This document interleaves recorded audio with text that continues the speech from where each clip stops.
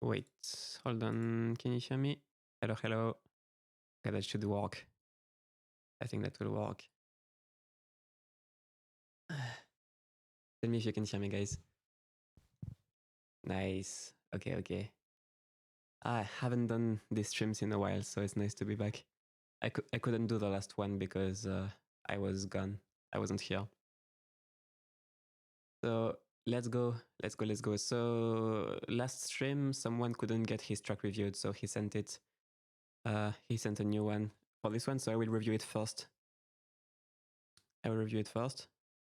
So it's a Salem Daima. Through shit and mud. Yes, there is swearing in this stream. This is not family friendly stream. I'm sorry. Let's go.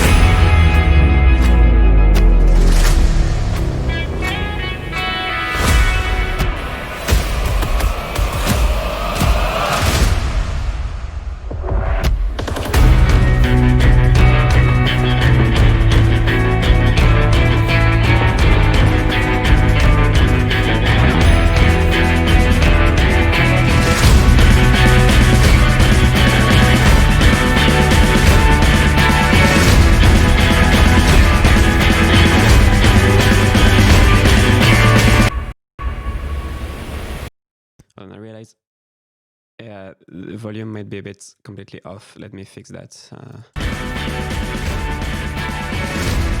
Okay, that's probably. Let's try to get a better volume balance.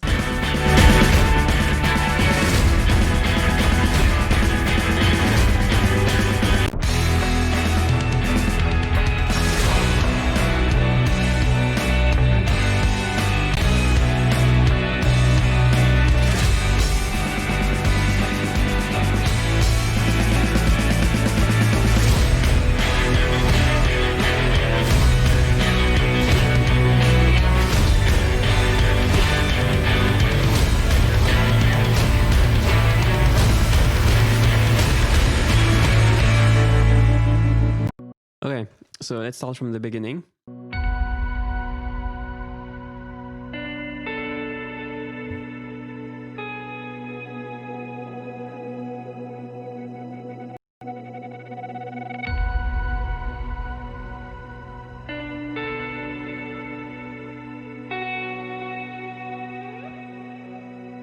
It is alright, but there is one sound that's a bit too annoying.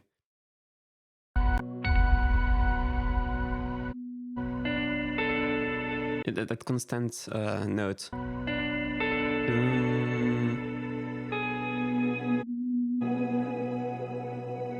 It's just a bit too loud, so if you can turn that down.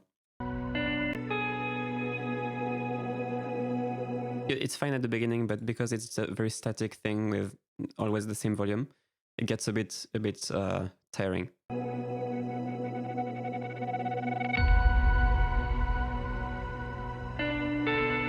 I don't listen loud, I listen like 80 dB or something. Which is, I guess, a bit loud, but not normal.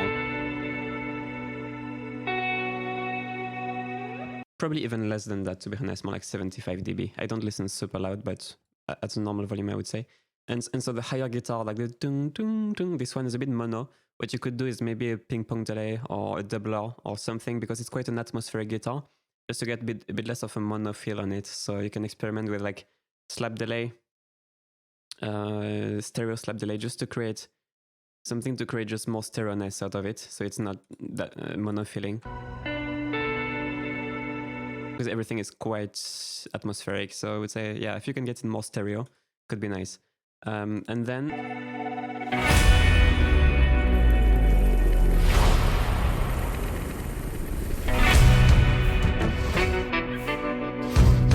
so the issue, when you mix this type of music, you need to make sure that the bass is not muddy.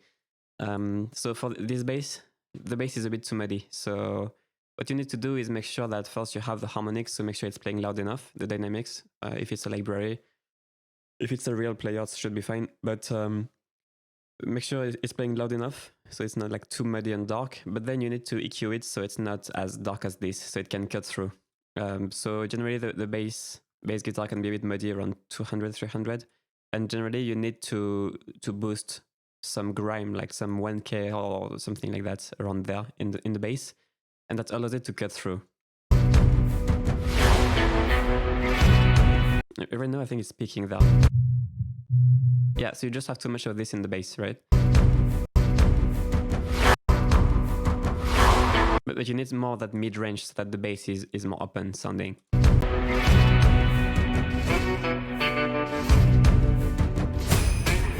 And there is a percussion that sounds really a bit too close in my opinion. Like these taikos or whatever this is. These toms here, you make sure they're a bit bigger. They feel very close-mic'd, which is kind of a bit too much of a shock compared to the other verby elements. It just kind of breaks the immersion, like it's just close mic.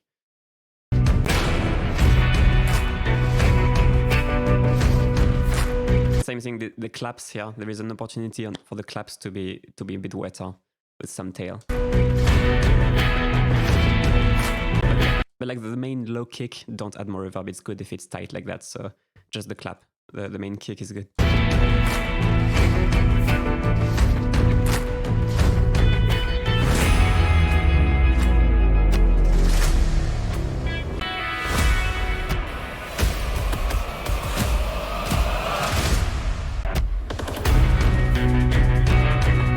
Same here, like the bass line just becomes way too muddy and overtakes the track here.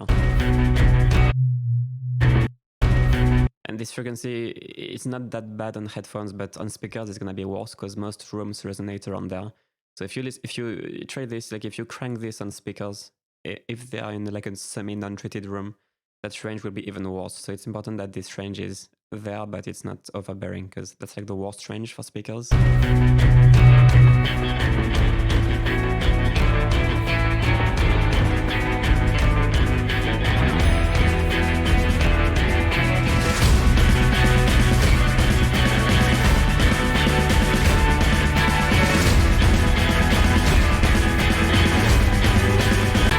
You can get the snare a bit wetter, with some plate reverb. Not too wet, but definitely a bit more room on it would be nice. It feels very too close.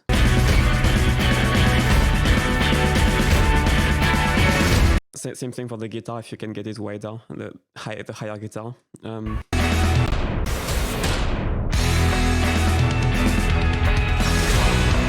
So the toms, you need more high end.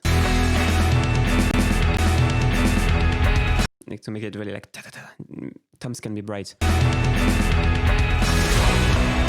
And so louder, they're a bit drowned.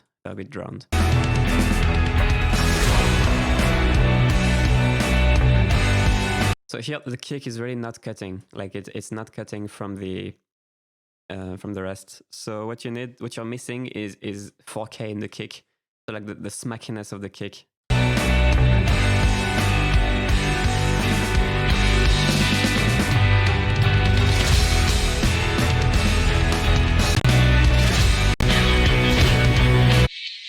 Like you need to hear that kind of bitter sound, and you can even boost a bit above. So the kick, you can try this, something like that, just to get it more. And also it's too crushed, like the dynamics, that's probably a limiting thing. You need to see how much limiting you're doing on this track.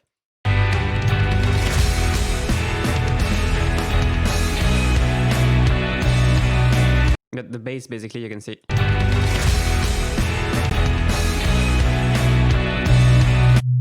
again, like the bass is not helping because it's just taking all the room in the low end.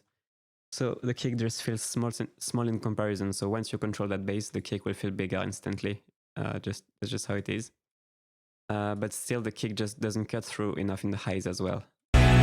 And in the bass, it's not punchy enough. So you probably want to try to raise it overall, boost some highs, make sure it's not crushing the master too much so it can breathe and have some dynamics.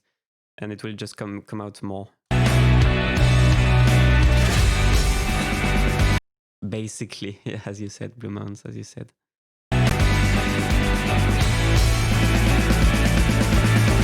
Like, I don't know, because the thing is that there is a bunch of sub bass in here, but it just doesn't punch because you don't have these highs, right? You can kind of feel some bass here, but so maybe don't raise it too much overall. See how it cuts through, see how punchy it feels once it can cut through in the highs, in the high mids. And also sidechain it with the bass.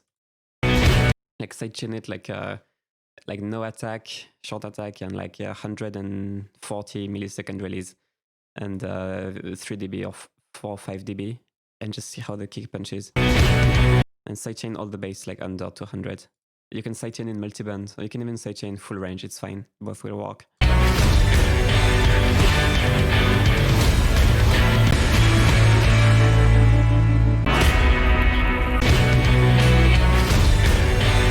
Like honestly, I don't know, these guitars, are they double tracked even, like the higher guitar?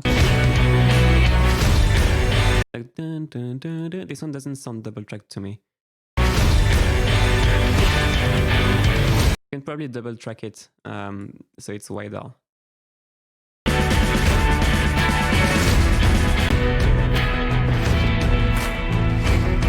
Like some guitars feel wide here, but here the guitars just feel a bit too mono, so.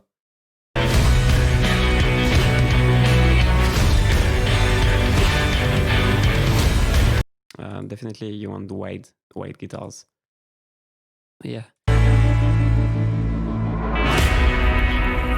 Yeah, I would highly suggest double track, because like if the track gets more intense and it becomes narrower, it doesn't make sense. You want it to be bigger than the previous part, so you got stronger drums, but you need also stronger width, you know. And I think that's too crushed. You really wanna probably limit a bit less. And also you probably did -1 on the limiter here, you don't need, you can just do -0.3, like -0.03. I mean 0.3 dB. You don't need to put the ceiling that low anymore. As long as you have true peak limiting on, that's kind of not necessary. Well, in my opinion, some engineers like to pull it that low, but you can do -0.3 if you have true peak limiting on. Honestly, I don't think it's necessary.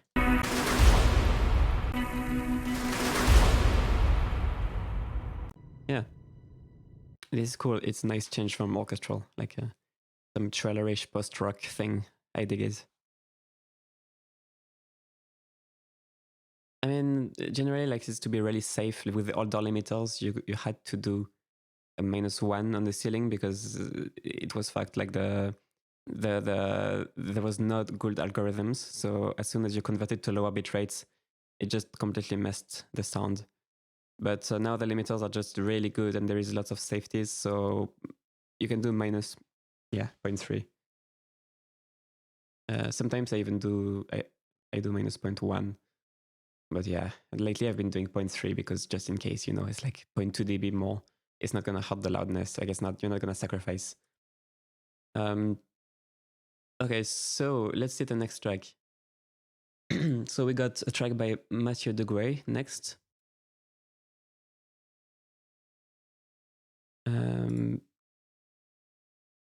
It's just like once you start doing -1 on the ceiling, you're kind of starting to sacrifice a bit of loudness potential. You know, it's getting a bit. So this is called Stronger Than Ever. Let's see.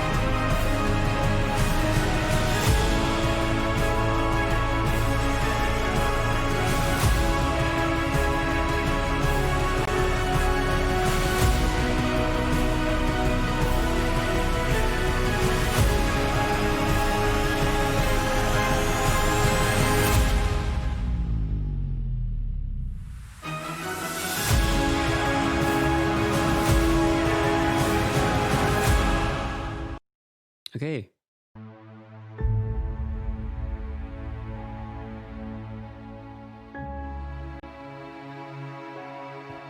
So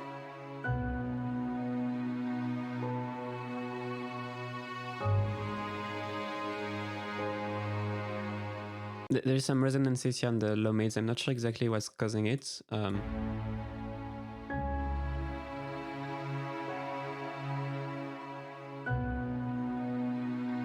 Here, like, have a note doing this. Try to find what it is. It's a bit too much here. Also, the sub from these hits here, you have some sub hits, but they're really too small. So it feels like this whole intro kind of lacks low end. Except the first one. But even the first one is kind of muddied up by a note here. So find out what this is. Probably a bass. Or a cello, a very low cello or a bass.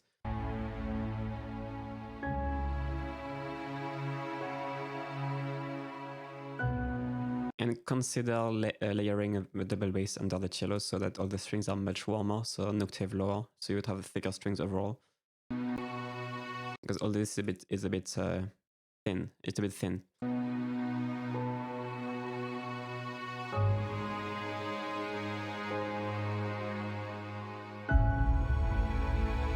Or you could introduce the bass, double basses, one octave lower here in the second half.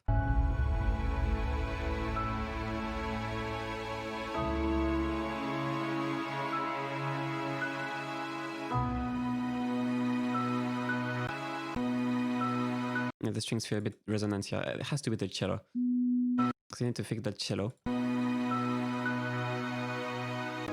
And the overall mid-range of the strings, the mid-range is a bit a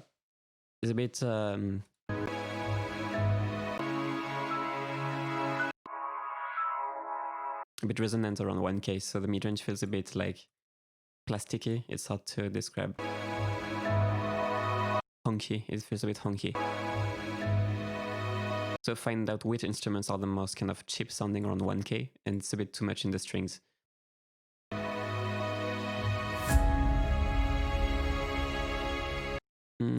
Any tips on adjusting mid-side level? Don't worry about mid-side level. That's my tip. The last time I used mid-side was probably a few months ago. Like, I just use mid-side as like a special effect when I want to maybe make something a bit wider. Sometimes it's better than a stereo enhancer. But other than that, like, don't mess too much with mid-side because it's gonna mess most stereo recordings in a weird way. So like, yeah, don't worry too much about it. Like, unless a recording is broken, really. You don't have to worry too much about mid-side, in my opinion.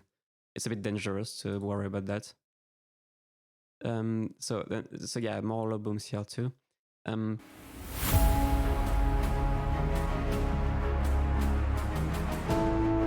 probably your trombones. Your trombones are too muddy around 1K. This range feels a bit cheap, you know, on the trombones especially.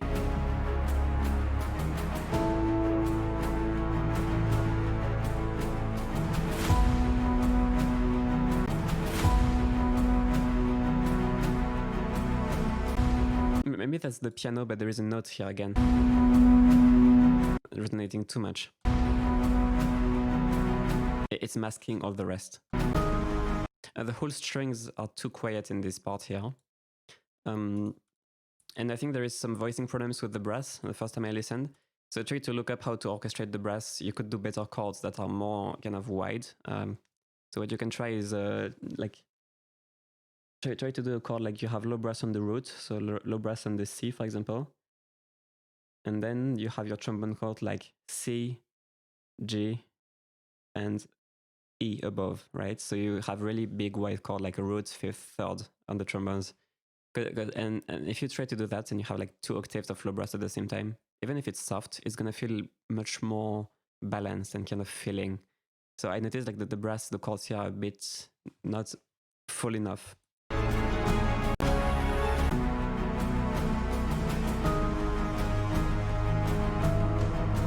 So I would try to kind of try to get wider chords just to fill more space. It's also gonna feel less resonant and more balanced if you orchestrate the brass a bit better.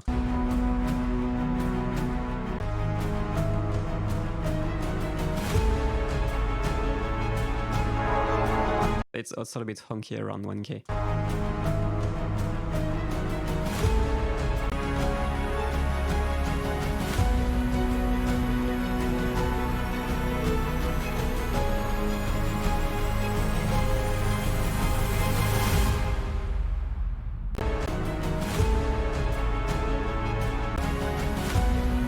And 1K is so strong, it's kind of overtaking the hits.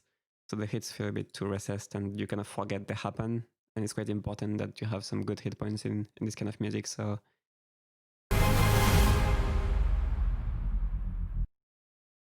yeah, you need to be careful with width. I like my mixes wide too, but you know, you can pan more, and generally it's the best way to do it instead of mid-side.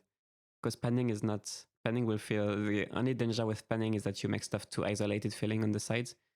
But mid-side, it can really scrub the image. Which is worse than, screwing up the image is worse than having something too isolated on the side, in my opinion.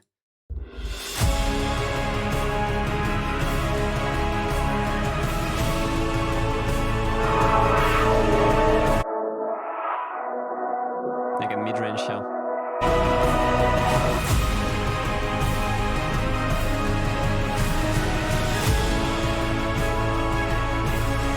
I think the choir too. The choir too is muddy here, so you need to watch for the choir.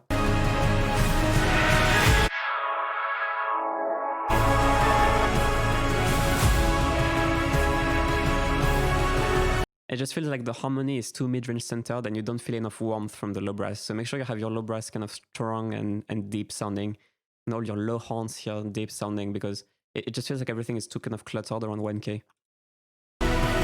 So it's probably partly the orchestration, but also the mix.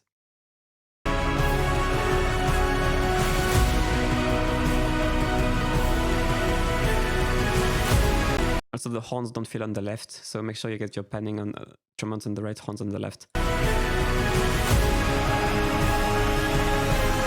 It's a bit confused feeling, but I'm feeling some, overall I'm feeling it a bit centered or even on the right.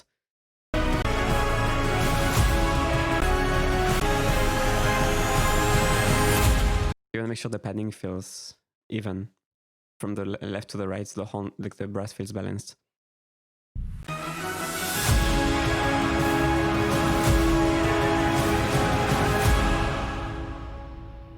Yeah, if there is too much room, you can't pan as much. But if the track is super busy, you can pan more. But if the track is kind of exposed, you should pan less, so that the room doesn't feel weird, like it doesn't feel kind of mono on the side, because if you pan too much, the stuff feels mono on the side. So again, that final chord, you have here you have the mid-range. Probably of the horns, the mid-range of the horns actually taking too much space.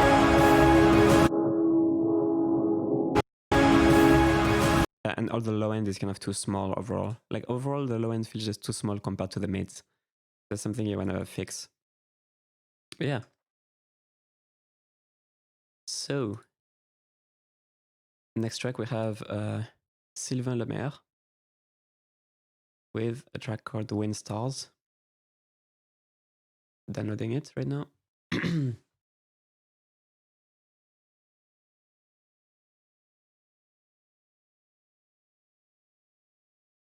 I'm so stereotypically French, just drinking wine from a wine glass. Okay. Oh, there is some noise you want to fix at the beginning. If you can fix it. If it's in a recording, then I guess, or you can denoise it, but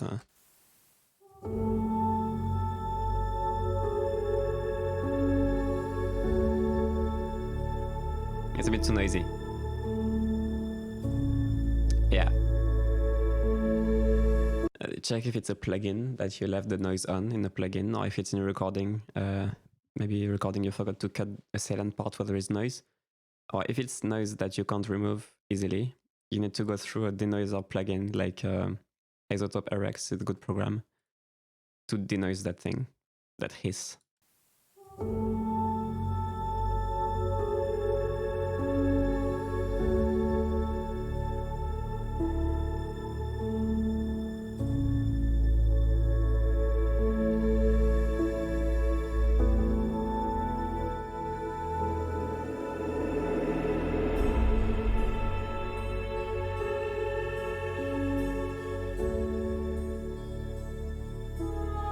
This is nice.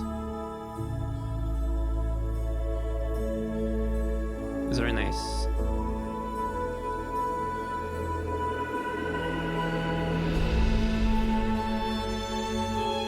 So far the issue is that the voice and the piano are a bit too much in the same range.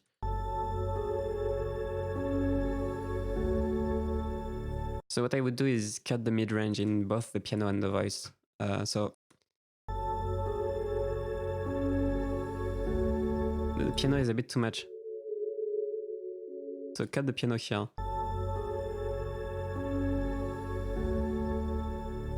You can use dynamic EQ as well as normal EQ just to get a bit more control over the resonance. And the voice is a bit too resonant around here. You can just control this whole range a bit more.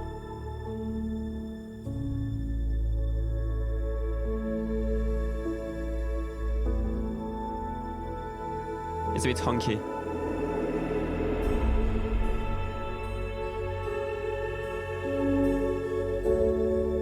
Especially because you have another pad in the background here. It just becomes very busy. And that full range becomes too loud compared to the bass, so the bass feels a bit underwhelming now. So what you can do on top of kind of controlling these harmonics is having more of that bass, but not more in the sub because it's enough. More in like higher than the sub. So you can do is start distorting the bass, the sub bass, to get more harmonics, and of course filter it a bit around here so it's not too bassy. You don't want the bassy bass, but try to get more warmth in the low mids, kind of like the other harmonics in that sub bass. So the sub bass feels a bit more filling, basically. Not just in the very low sub. I mean, I feel like right now it's a bit too much in the very low sub only. And you can get more of the higher harmonics, basically, just to fill the low ends more to kind of even out this mid-range that comes above.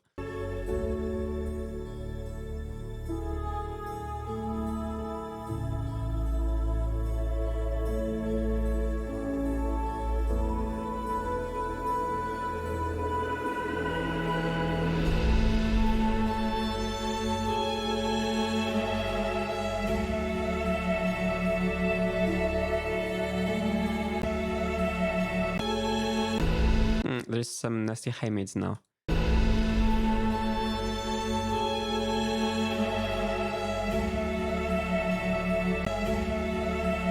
There's some whistling in here, like in the high mids. I think it's the voice behind the violin. Or maybe it's just the violin, maybe. I'm not sure. It's maybe just the violin. It's way too whistly, like several dB too whistly. You need to figure out what's causing that. Maybe it's a pad behind the violin. Maybe it might just be a pad behind the violin.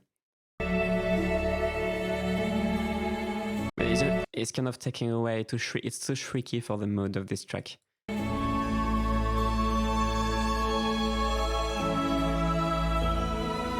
But either way, the violin needs less high mids because the violin is a bit harsh as well.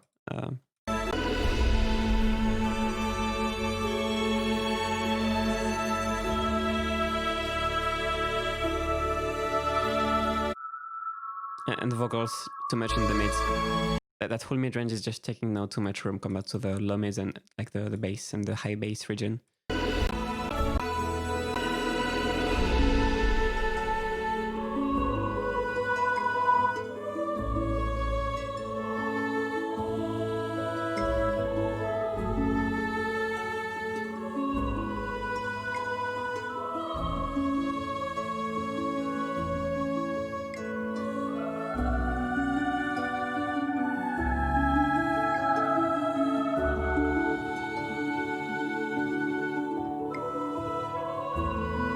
It's a lot, but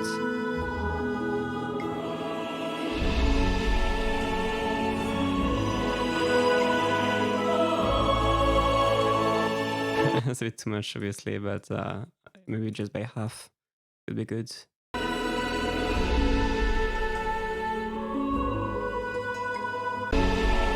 But you want to do that in the individual sounds and and fix them in like their most resonant spots. So the vocals mostly around here, the piano around here, the violin around here.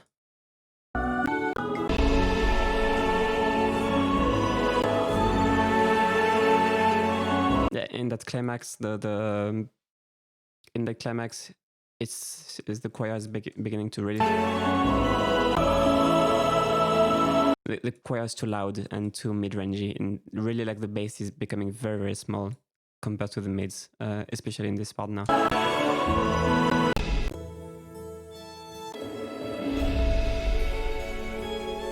It's just gonna be like, it's gonna be you targeting the individual problems. Maybe you will need to do some kind of broad EQ and maybe some more narrow in like the biggest peaks. Some notes might resonate more. It is kind of this kind of thing. You tend to have more resonances in particular notes, so you might need to do some narrow dips. You will do some general dips. Just try to control these mids. The pad here, and the pad in the background. It's too much around here.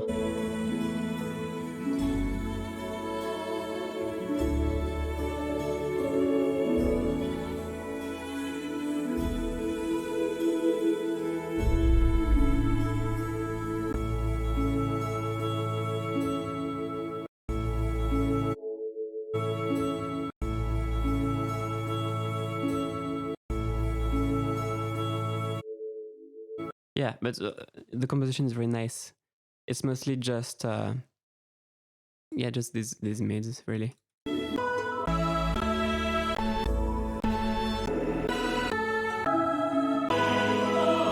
Like the panning is good, you can feel the violin on the left, and everything is, yeah, mostly EQ problems.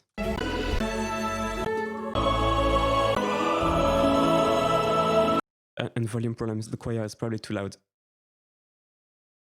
But yeah, very cool. Very good composition is very cool. The mix needs a bit more cleaning. So let's see what's next.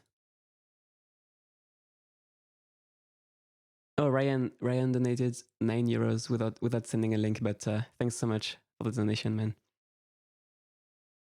Okay, so then we have Dan TSN.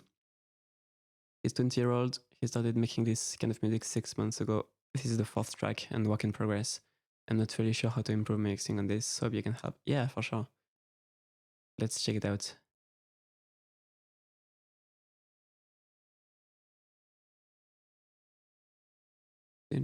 So this is called Medieval Trailer track.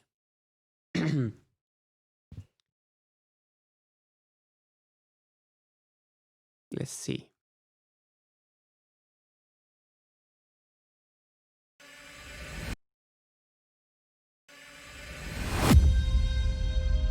Good start.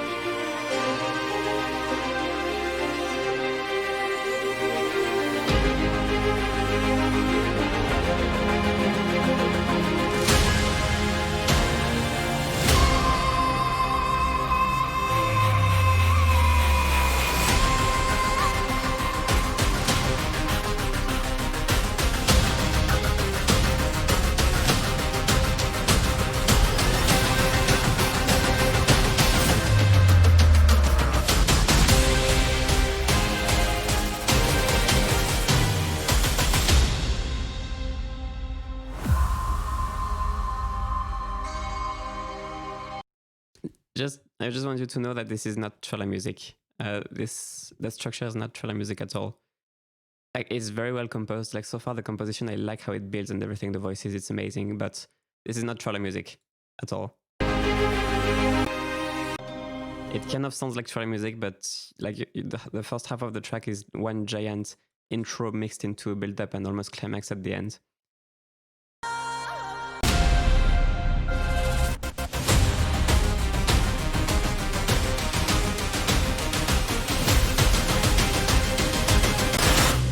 it's like a build-up, but not really a build-up. It's too short, and it's kind of like a little in-between part you would generally have between the build-up and the climax.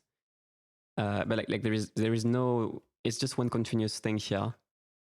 Like it's more like an epic music structure. So if you're trying to place this in a trailer scenario, like in a trailer publisher, I would really kind of try to conform more to a trailer structure, because this is going to be difficult to use.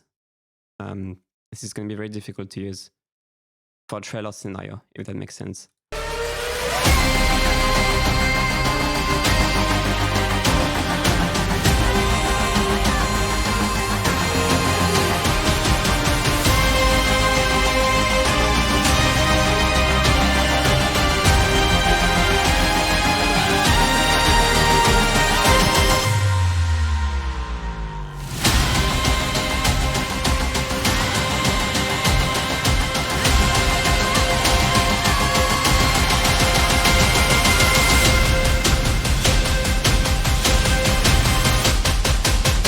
This is cool. It sounds more like you composed what you wanted in the trailer style, but you didn't really focus enough on like a structure that would really work for trailers. But if you just wanted to make an epic track, you know, you can do the structure you want, no problem. But if you want to place this, you need to try to morph an intro, morph a build-up that's more neutral. Generally, the build-up shouldn't be too melodic. Also, something with long chords, so they can put dialogue. You know, like the normal trailer stuff, you want like you generally want longer chords with not too much melody, so they can put dialogue and build up something. So you want a long kind of build up, at least longer than this little bit here. And you probably don't want to rely on the voices here and at the end of the intro. They would most likely remove them anyway. But yeah, so that's just like for the trailer part of the track, because you put trailer on the title. Just want you to know that this is probably not going to be accepted in terms of structure, or very difficult. But now when it comes to the mix, let's see. I mean, nothing to say, the beginning is very nice here. The mix is very nice.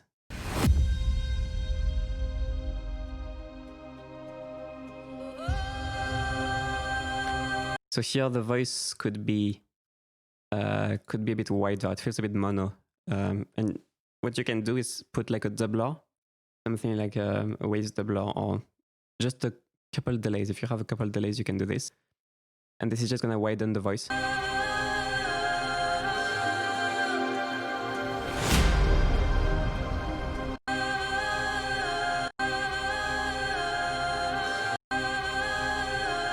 This is going to help making the voice feel less mono, if you know. So for this kind of genre, it's nice to have big, wide vocals. So try to put a doubler on the voice, or stereo slap delay. Yeah, this is more like a cinematic track, but you know, it's not like it's not gonna work as much for trailers. Yeah.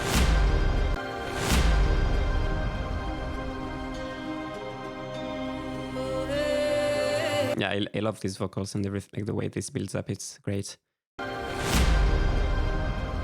That swoosh boom here sounds a bit on the right somehow. Make sure it's centered.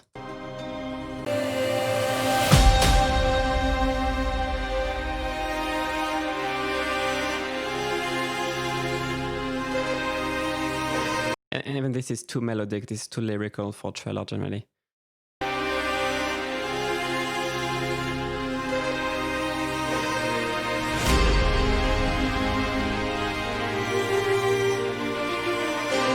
So here the cello is a bit too resonant.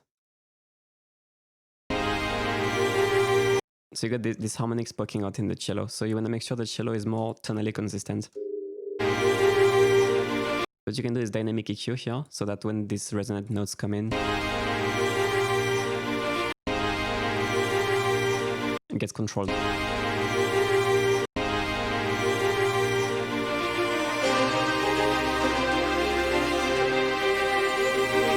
So here I'm lacking some bass in the sustains overall. So you can hear the cello and everything, but like the bass itself seems very quiet. Here it's kicking out more, but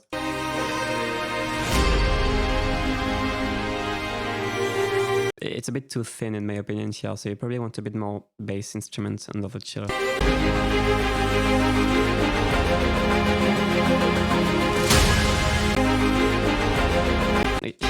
Here at this point there is more bass, which is nice. But the mids in general are a bit too resonant and muddy compared to the bass. So you got something else, probably violin staccatos, creating some mud. So try to see what's kind of mudding this range here and control the cello. And the bass should feel fatter as a result of this controlled mids, slightly controlled low mids.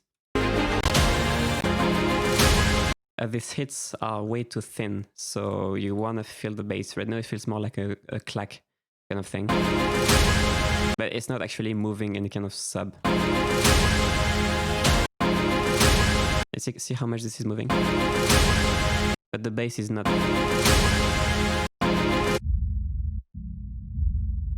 There is very light impact, but if you just solo the bass, you can see it's not moving too much. You want to make sure that the hits are kind of fatter and less clacky here, so that you can turn them up. As a result of turning them up, you don't get too much high mids, because like that clack will get overbearing, but you get more like punch and warmth from the hits compared to the clack.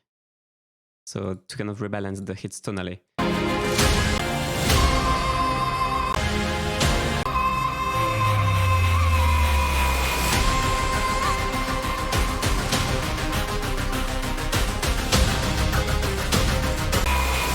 It really feels like you're lacking some bass instruments here.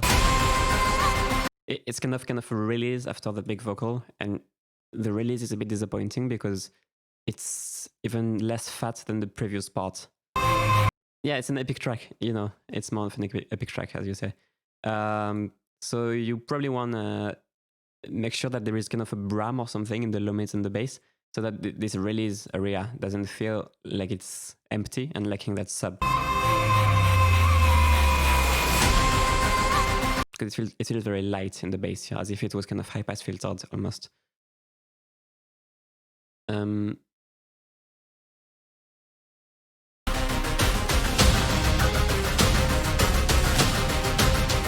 Same thing here, lacking the hits are too bright, too clacky.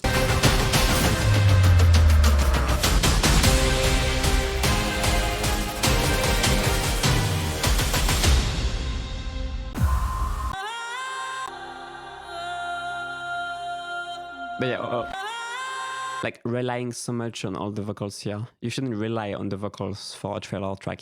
It's always like a layer on top, an optional layer on top, but you can't rely on layers. I mean, I know maybe you already know this and it's on purpose, but I'm just saying that for other people also. If you want to write trailer music, don't rely on the vocals to carry an entire beat of the track. They need to be on top as an optional layer.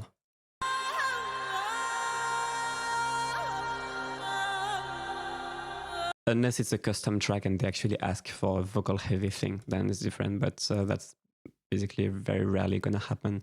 Any kind of library track, you don't want to rely on vocals for an entire part of the track.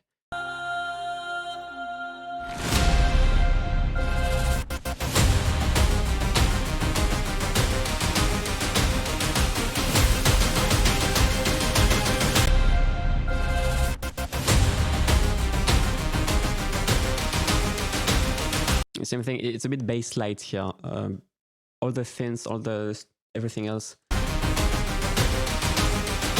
feels very mid-rangey, and you get the bass from the percussion, but you're kind of lacking like the low bass, the low cello, you know, you're lacking that kind of lower layer. And everything feels a bit mid-rangey, like higher mid-rangey, and it makes the track feel a bit light as a result. So you want to have these low tonal instruments. That's really what I mean, low tonal instruments.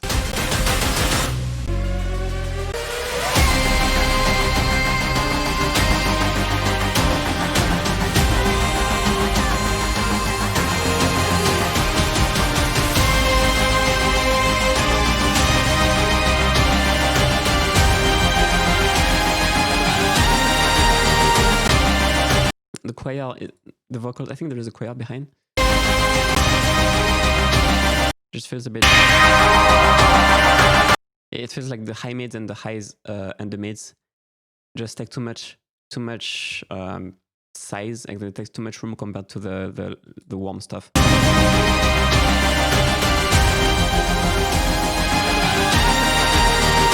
Especially the trumpets here at the end.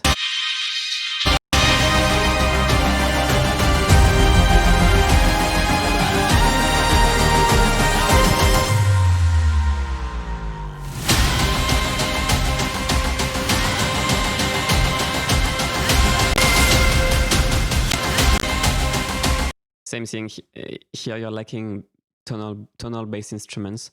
The hits are too clacky.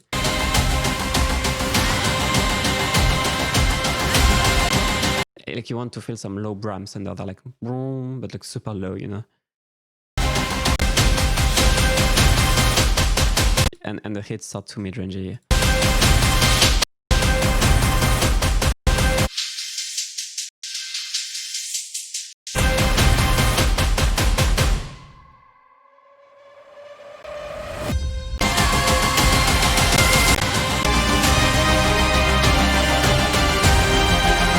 But yeah, so I think once you rebalance these things, it will be really, really fat. So it's just lacking these little details to get that fatness, you know.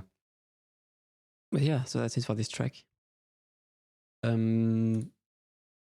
Let's check the next one. So we got... let me make sure I don't miss. Okay, Blue Mountain Score now with Breakthrough. It's called Breakthrough 2020. Nice. Let's see.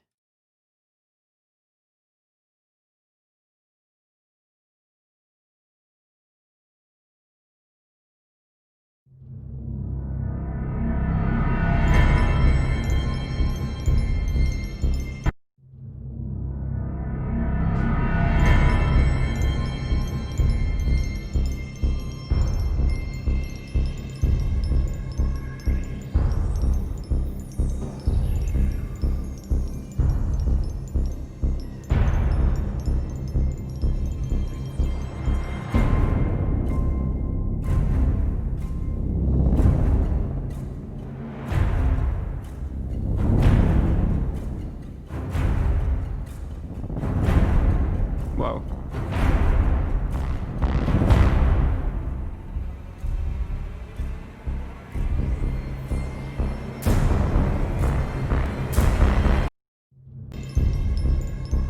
So, okay, let's...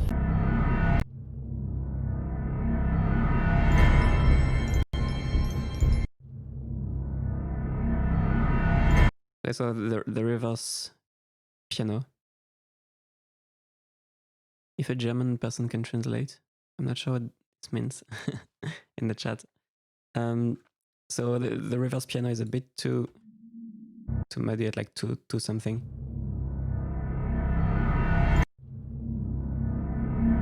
Just cut that a bit, like 3 dB.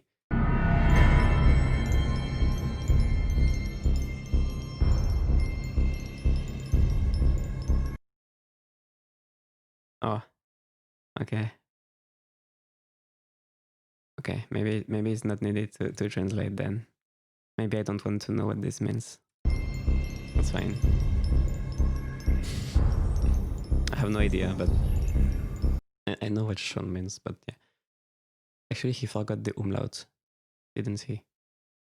Okay, so the little ding ding bells, they can be a bit wetter. So the thing is, when you try to put reverb on high elements, because the reverb is you know, the reverb is less in the highs, especially whole reverb, you need to put more reverb so you can actually feel it on the high bells kind of things. So you probably can crank the reverb until you kind of feel the space a bit more around the bells, because they feel a bit dry.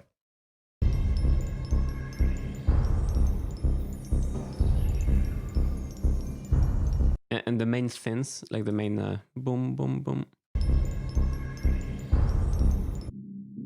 a tiny bit too, like, want it to be fat and low MIDI, but it is tiny bit too much at 200, I think. Like, you don't want to remove all of this. It's a tiny bit too MIDI. Like this.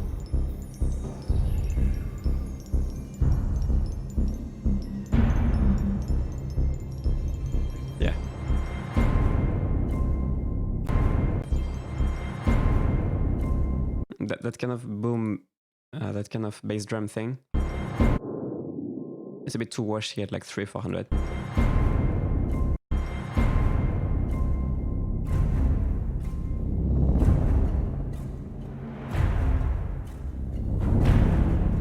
This kind of Bram kind of whoosh. Same thing, a bit too much here.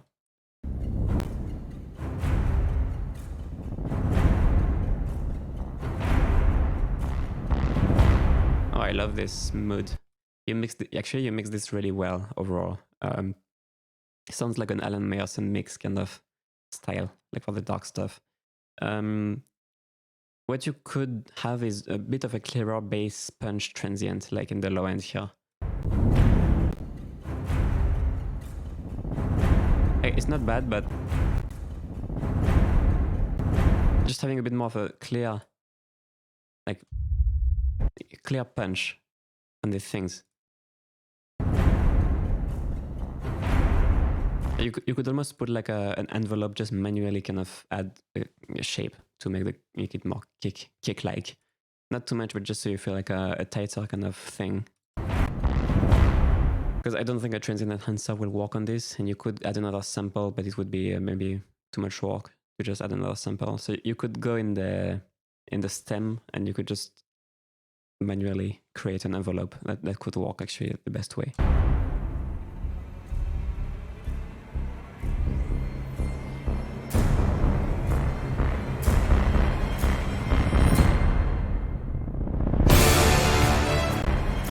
Ouch, I didn't expect that.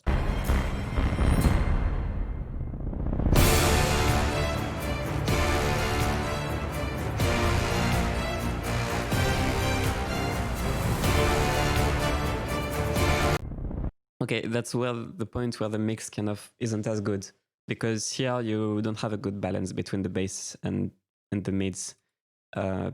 So that crash is a bit too much in my opinion. It's a bit too loud. You probably want to keep the track in a bit of more of a darker mood, even though you get more bright stuff. So you probably want the crash to be a bit more tame. And then what you need to be careful here is the balance between the brass and the low brass.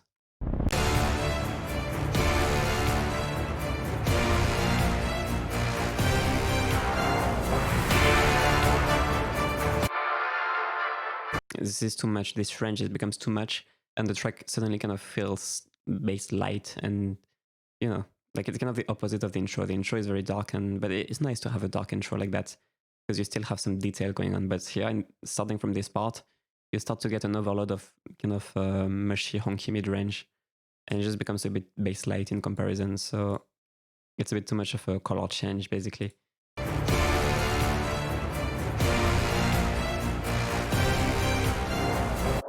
There's lots of like 500 as well, like from the strings I can hear.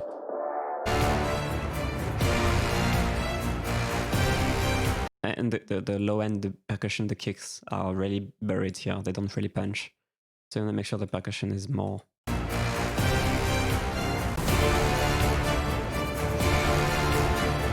I think the trombones are just too loud in volume as well as being too honky.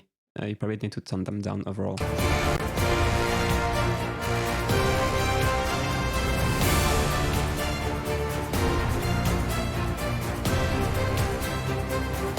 And the violins and the strings probably too muddy, around 400-500. Little bit, a few dB.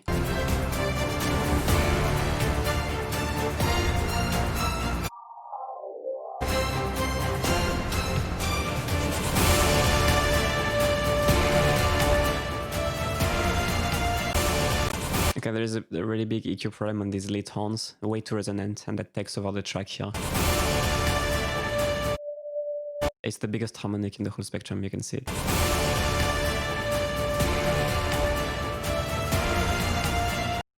So it might vary from note to note, so you might have to do a general cut and as well as a targeted cut on the most resonant note.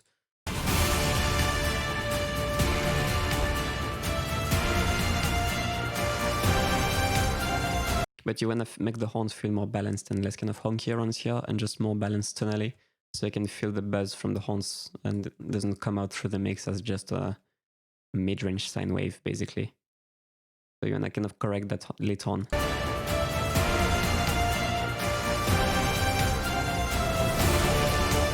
Well, that's the thing. That's because you're using the horn probably too high, actually. Actually, now that I think about it, the horn is not supposed to play that high. You're probably not using the horn in its right place. What you can do maybe is have the horn one octave below and have a trumpet do that melody, and you play both at once. It makes a fatter melody and it makes the horn not sound like a trumpet. Because the thing is, if you played, brass instruments have a very kind of similar harmonic spectrum, at least some brass instruments. So what you end up with, if it's in too much of a high range, it's both at once.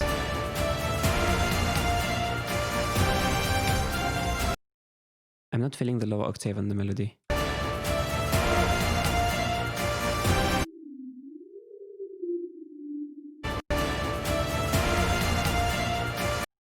Yeah, see, I didn't even notice there was a lower octave. But the thing is, guys, if you play a high horn, it's actually not very realistic because it's like super hard to play high for horns, like especially a loud forte theme. Oh, they do at the end? Oh yeah, man, I should have listened after.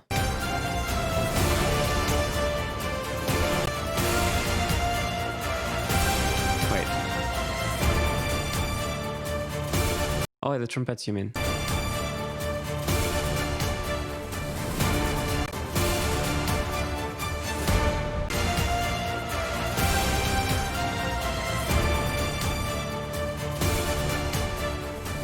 Yeah, I think your options are like, what you can do is like maybe lower horn chords to rebalance the brass and the trumpet melody, or like have a trumpet melody at that range and have one octave below the horn melody, doubling it. That would kind of even out the thing, because the thing is the horn is gonna sound like a trumpet at this range because this is not the horn range. Like horns, it's almost impossible to play that loud, that high, like that. It's almost impossible. So I would, I would make the horn lower, and I would layer trumpet all the time and have a lower octave of horns all the time. If you want to have the theme like that.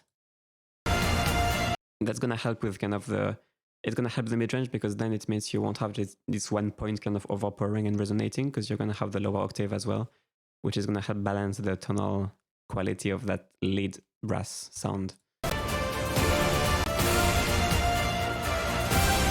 And right now it feels all very mid-rangey, even the trombones and the low end and hits are kind of falling behind a bit. So yeah.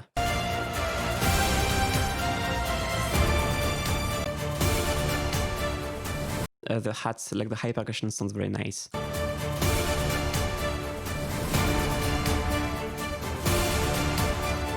It's just the brass is kind of honky, and yeah. If you can get a nice balance with the low trombones and the low brass feeling heavier, and less resonance, it will be like a fatter brass sound. So you really want to fine tune the brass, because right now it's all mid range and it's lacking some of that super low stuff. So I think orchestration is going to help. Changing in orchestration is going to help, and also in the EQ, make sure these resonances are not too loud. But I think these resonances are not going to happen as bad if you make sure the horn isn't as high. The trumpet will probably not resonate that much. It's probably a result of having these super loud, high horn notes, which are not supposed to really happen. I think that's why it's that resonant.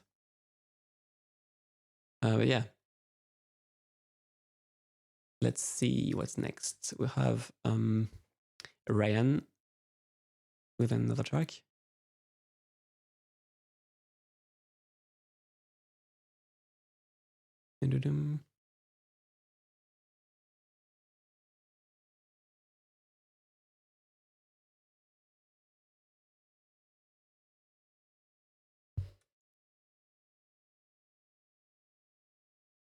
Let's see.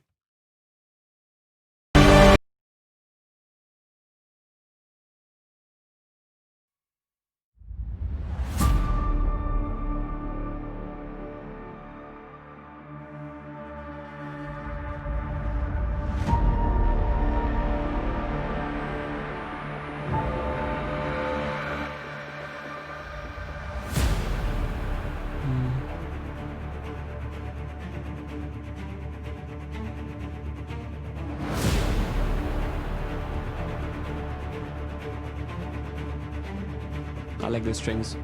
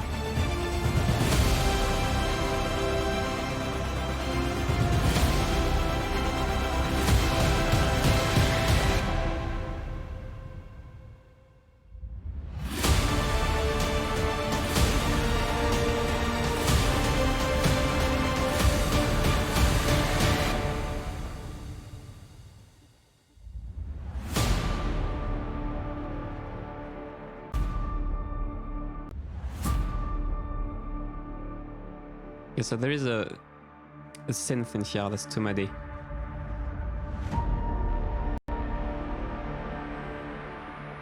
Like the thing that's going like dong. You're gonna cut a bit of that.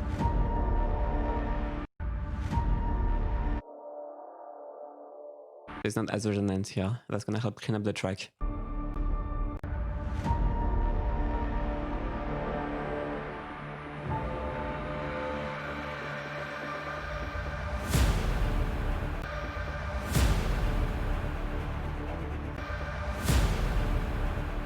And this boom, there is just too much mid-range, too much kind of noise here.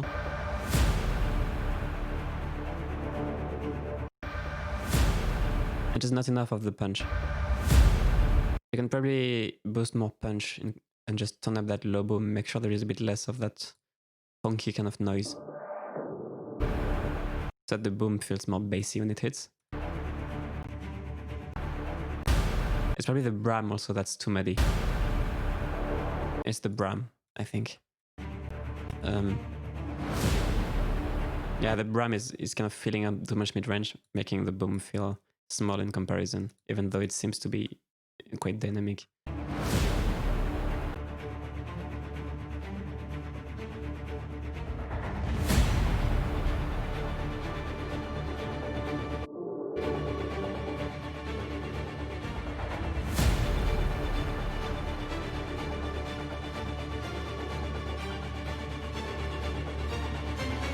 I think you can pan the strings a bit more. The violins feel a bit too centered. I think the cello feel okay. But here, especially the violins here. The violins do feel too centered here. If you wear headphones, you try to mirror the violins to the cello a bit. Right now the violins feel like 10% left and the cello feels 30% right. So I try to make the violins 30% left.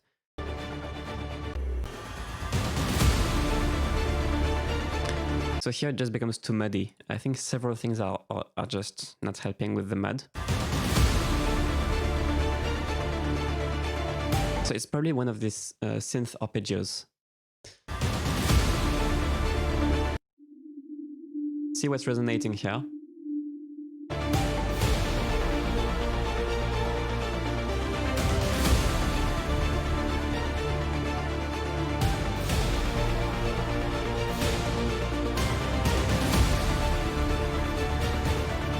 It just feels like there is too much mid-range from the brass as well. So probably the synth and the brass, I would say.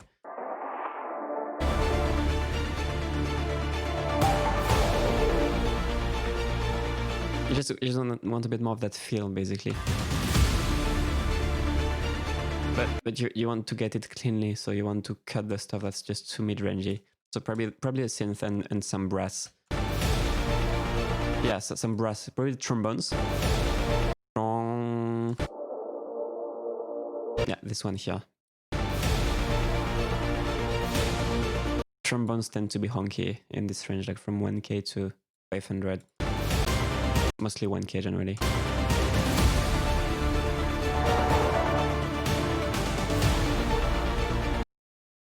I mean, the spectrum is in Pro Q3, it's kind of messed up. Like, it's a weird kind of actually, like there is different weighting methods. And in Pro Q3, it doesn't look like other things. Like in some spectrum analyzer, the spectrum would look like this, like a slope. This one tries to make it flat, but it's always, I always notice there is a bit more high mids. So I don't pay attention to how it looks really. Like, I'm absolutely not paying attention to how it looks at all. Like, it doesn't matter at all.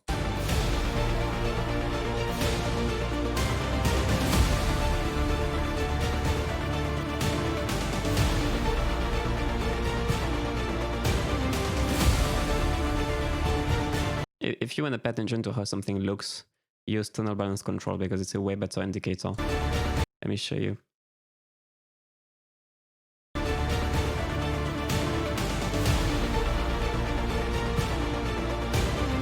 Well, actually, sometimes it looks flat, but it still feels muddy. Let's see. Let's play a bit of this thing.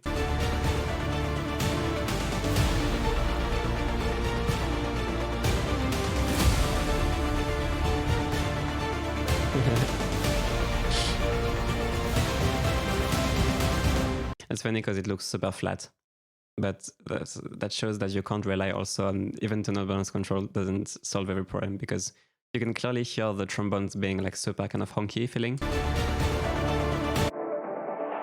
But the thing is, if you have other elements compensating for that, but it's just like rumble or something like that, like say you have drums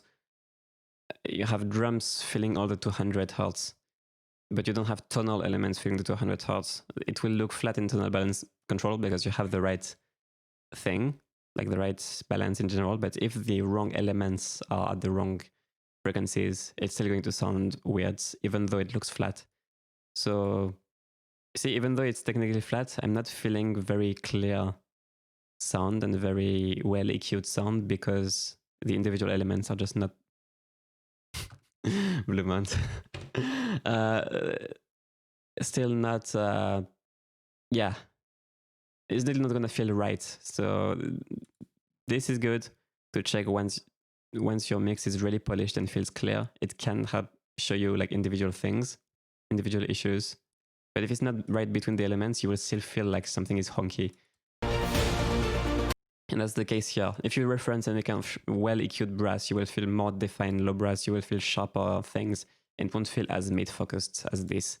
It's not terrible, yeah, I'm not saying it's terrible, but it's too honky feeling, clearly. And even though the bass looks good in tonal balance, you can feel also that the bass is too mushy, so you probably have some elements conflicting and you don't allow enough of the punchy sub to cut through.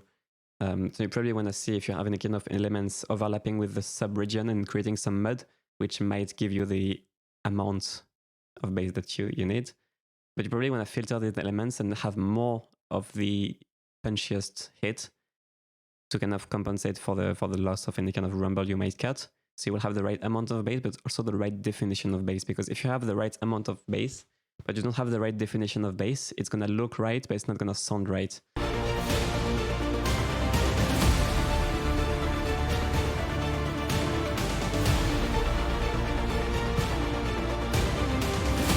Clearly here, I think there is a bit too much rumble and not enough of the punch.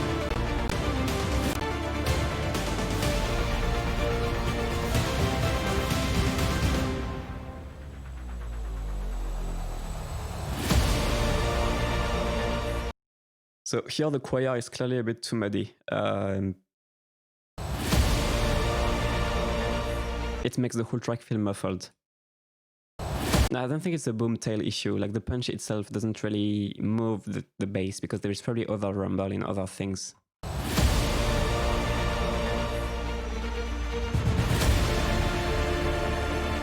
And also because the honky midrange is just taking too much headroom. So it's probably, if you have something that's too loud, like the honky midrange on the trombones, for example, it's gonna distract you from the other elements. So unmasking these midrange frequencies is gonna instantly make the hills feel fatter in comparison.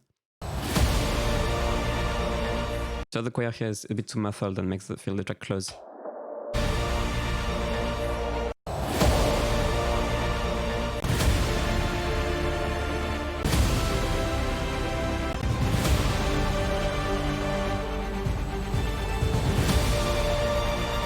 Here the lead horn is a bit too resonant.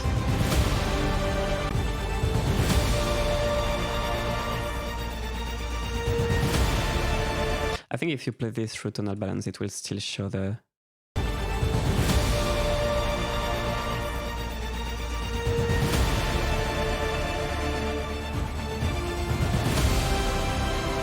It shows it a bit more, but still not super obvious. But it's, yeah, it's individual EQ things.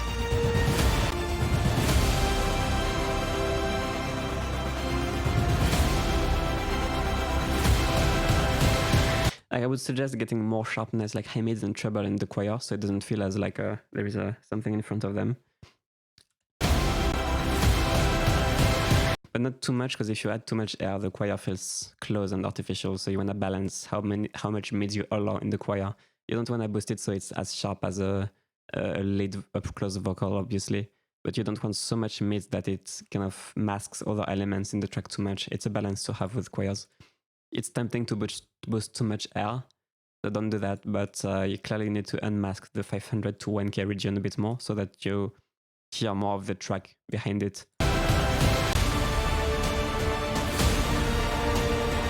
think the sub of the hit is actually not too far off, but I think it's all the mids masking it too much, mostly.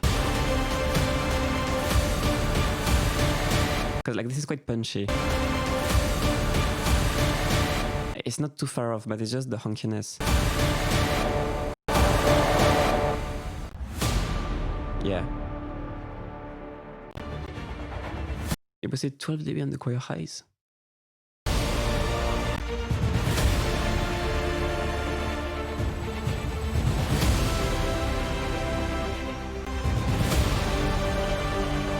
What choir is that? I can't help to hear this this harmonic still. Yeah, it's probably still too dark. But instead of boosting more, you can just cut this. Like, I feel it's the same. Yeah, I don't know, cause maybe it's not so much a treble issue. It's just the fact that the choir is too loud overall. So the treble that you boosted gets masked with the brass treble, so it kind of gets mixed with the brass treble. So we don't really associate these high frequencies with the Oceania, because maybe it's just kind of mixed with the brass buzziness, so we don't really hear that it's Oceania that's sharp. That could be a thing, but it's still too loud overall, so the mid-range feels too muddy. But I would still cut more of that mid-range and then turn it down if it's still muddy. But yeah, but I mean, this is a fine mix, you know. This is not like massive changes. But yeah, if you can add clarity in this, it will really make it pop and separate everything more. Okay.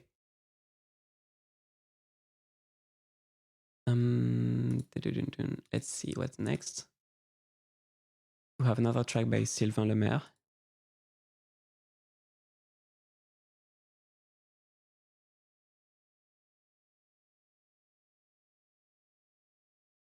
Let me see if you 20k subscribers without any subscribers. You don't actually have 20k subscribers. Only 58. Ah, it's very sad. I was just checking. Good luck with your quest. So let's see this track.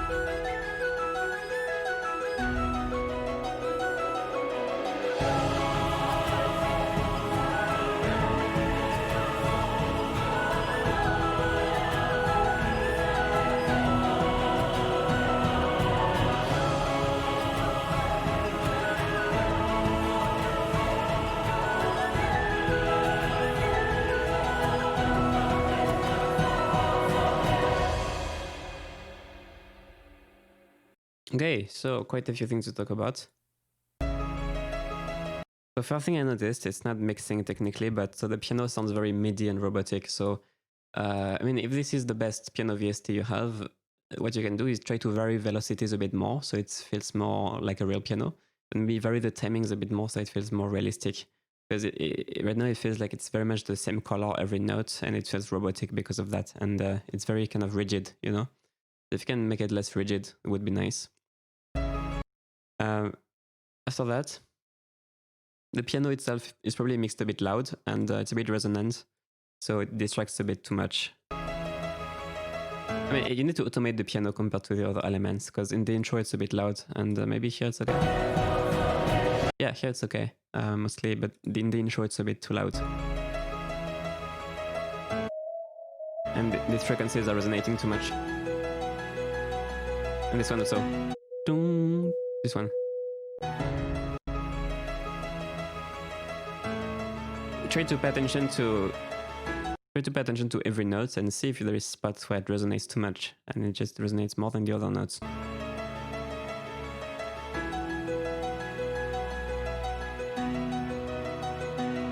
That way it feels more consistent and doesn't distract as much.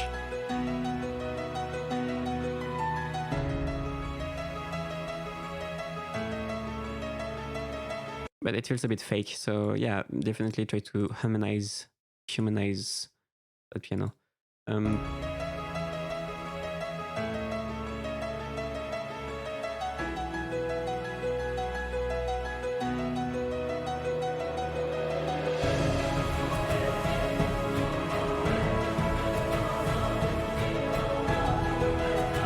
There are quite a few issues when things really kick in. What's happening here is that the choir is a bit too muddy. Around here.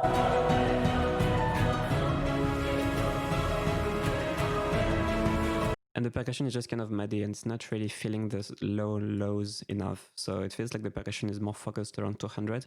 It feels a bit like muddy and it lacks that true sub support. So sometimes it means you don't use the sample that's fat enough for the job. But maybe this one could work. You need to see if that sample has nice sub that you can get. You can boost.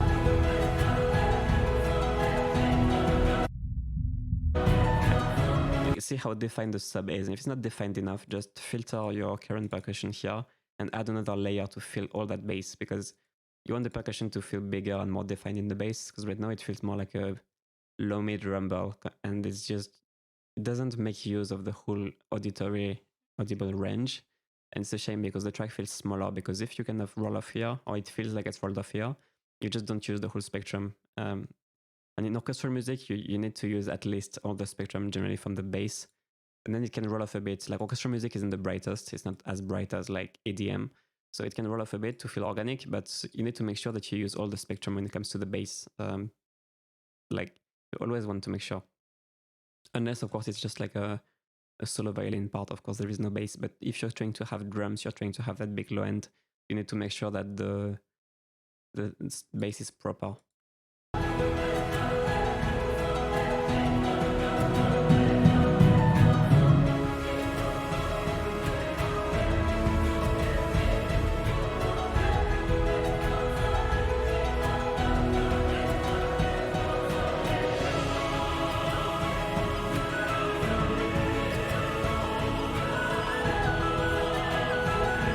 So I can't really feel the brass. Make sure you have nice brass chords, which could be more audible.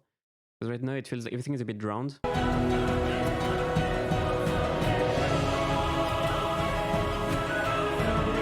just hear some buzziness from the brass a bit on the right. But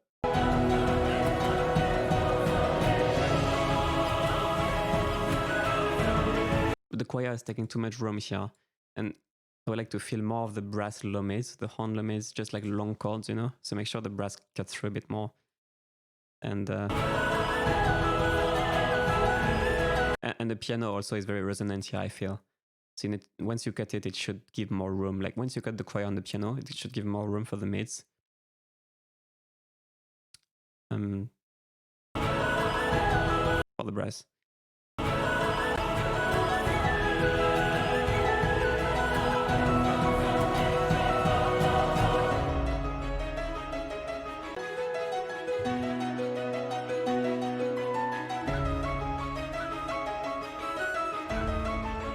So the recorder feels a bit too dry. I mean, it's a bit more advanced stuff, but what you can do to make the recorder feel more part of the room is you can put a short reverb, like it's called just an early reflection reverb, if you heard of that, or just like a reverb with very little tail, so tail around like 0.5 seconds. And what that will do is that it will put any sound in kind of a room. And because it's a short tail, you can put more wet signal. So if you put a lot of wet signal with a short reverb, you just get some ambience, like some room ambience around it. And it's going to add more depth to the instrument. And it's going to make it feel like it's more part of the other sounds. So if you can put some kind of ambient reverb or like early reflection reverb, we call that, on the recorder or the piccolo, the flute, whistle. It's probably a whistle, like a tin whistle or something. I don't know. Whatever flute it is, make it more part of the room with the short reverb. So it doesn't feel like it's 1 meter away from your ear.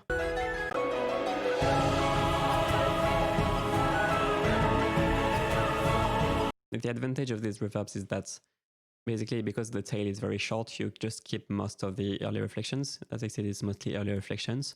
And that means that even within the mix, it will feel more far away because the tail gets lost in the mix. It's just like a pad. If it's too far away from the sound, it gets lost in the mix. So what gives depth to an instrument is always just the early reflections mainly. It's the fast echoes, the fast delays that come after the initial sound. So the front end of the reverb, that's what gives the depth even through a busy mix. So that's why it's so important to have a more wet signal, but not a lot of tail, just so that you can push these fast delays that come first in the reverb, and you actually give that feeling of depth without muddying anything with too much tail, basically.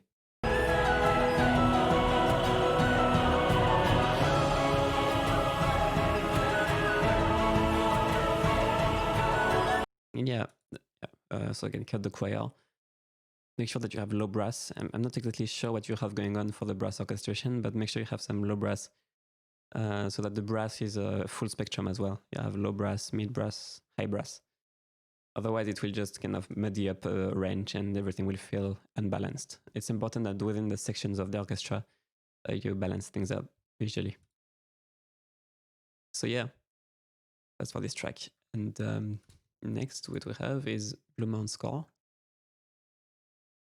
By the way, guys, after this track, after this track, there is nothing, so feel free to send your tracks. Because this is right now, this is the last track. I'm probably going to stop soon anyway, but I would review a few more. So anybody who wants that track reviewed, feel free to send it now, because I will review a few more. Okay.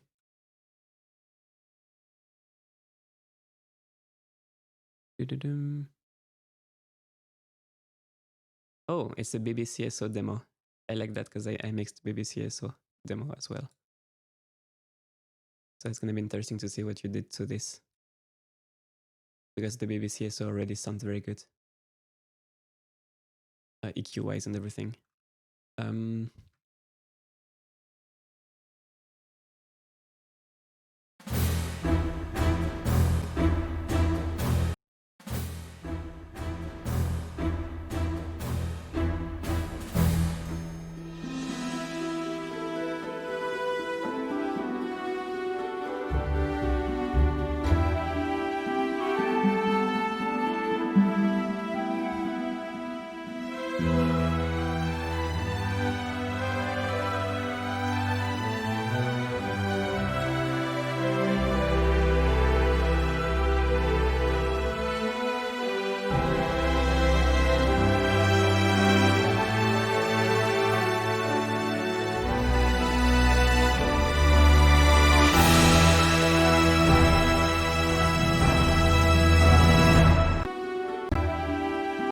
Gonna be honest with you, I think the biggest issue with this track is more like the orchestration.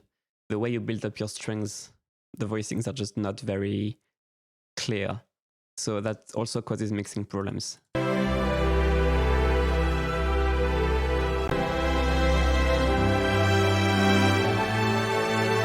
This voicing, for example.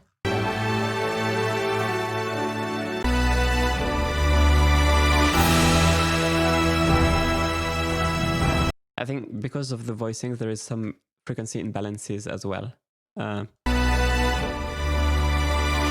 And this feels too much like unison, basically. For example, it's just a random example, but if you just pay attention to this part, you mostly hear just the violins and the bass, which are in unison, and the stuff in between is too quiet. So make sure you use the strings to really create the complete harmony, and with all the stuff in between, make sure the stuff in between is at the right level compared to just the melody and the bass, for example. This is just a...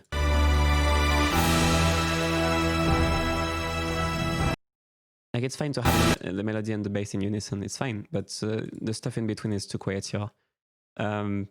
So levels and orchestration are really gonna do a lot when it comes to balancing the whole mid-range. Yeah. This sounds nice at the beginning, right? So I think there is a bit too much cymbals here. They're a bit too harsh EQ-wise.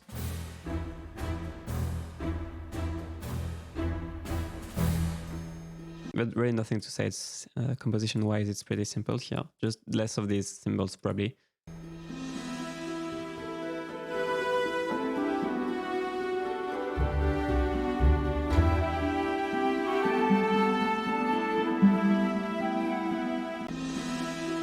The harp is a bit confusing here. Try to fix the harp here.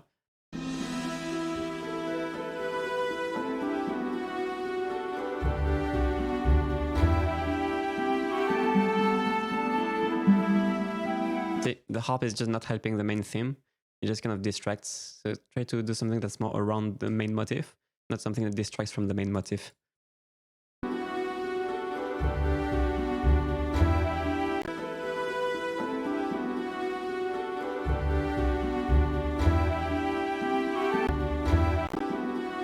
And the bass line is also confusing here. Like, it's like there is no bass. Like, you expect kind of a development here, but there is no bass line. Just this pizzicato here. And it's still on the main, like, dong. Like, you could change the bass line. You could do like, dong, like.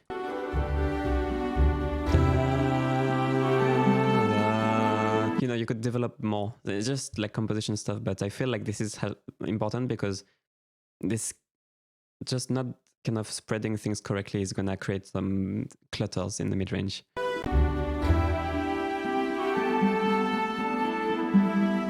So the harp is a bit too muddy. So the harps, usually harps, not just BBCS, so, but the harps can be very resonant. So you probably want to control that a bit more. Dynamic EQ and EQ just to make sure nothing really pokes out too much in a muddy way.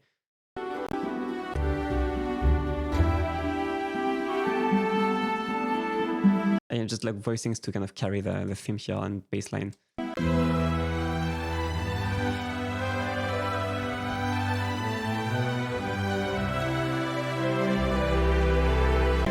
I think violin here, the low harmonics of the violin are a bit too muddy. So you want to control that.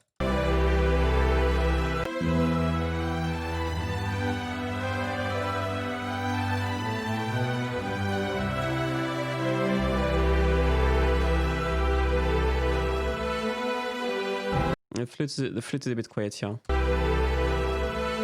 It's nice, you can have these little flute accents a bit louder maybe.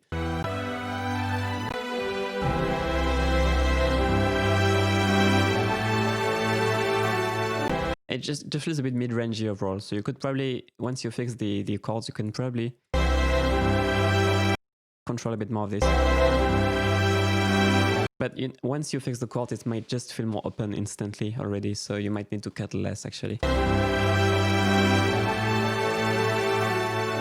Like the bass is a bit high here. You know, for example, the bass is a bit too high. I'm not sure it's helping.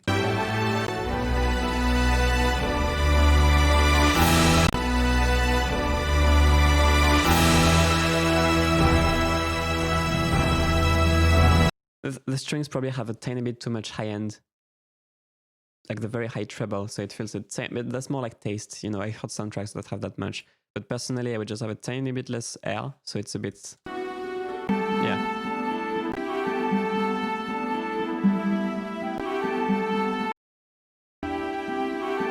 And there is a mid-range, a resonant mid-range here. I think it's a woodwind. It's probably, maybe it's It's hard to tell exactly what it is, but there is something.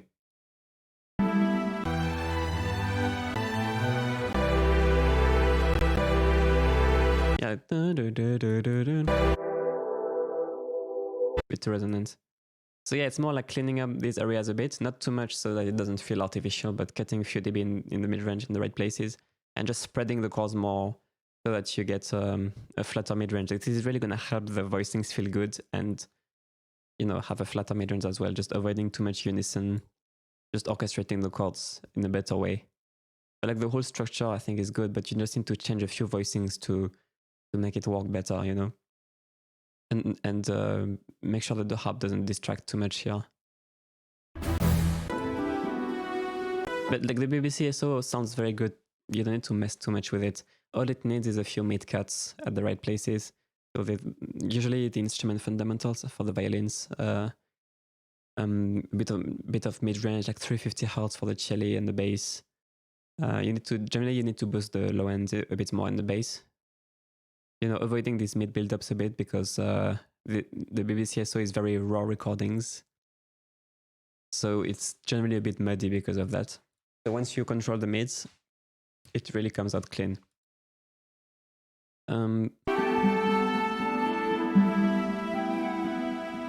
There's no... It's mostly just confusing here.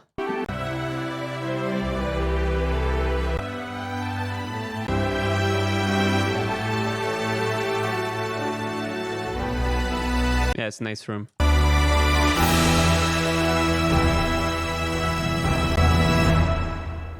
You can really hear the room. It's nice. But yeah.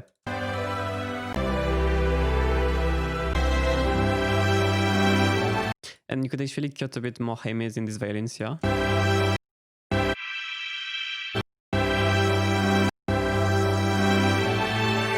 Like when they get too harsh, you could use a dynamic EQ. When the violins get a bit harsh here, there is a bit of 3K. If you want to keep the strings really nice and smooth, you can cut a bit there.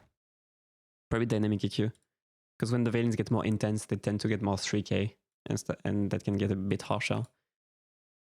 But it's pretty tricky because you don't want to overcut this mid-range, but you want to make sure that it's like pretty and flat sounding. Right now it's a bit too resonant sounding here and there, you know. The horns, the brass probably is a bit too resonant as well here. Sometimes it's hard to pick out what's resonant because it's all very kind of mushy, roomy, dark stuff. So the BBC SO is kind of recorded like that. So sometimes it's hard to tell really what's the resonant thing. But yeah. There is no brass. Oh, you're right, that's just a loud cello actually. It sounds like brass, doesn't it?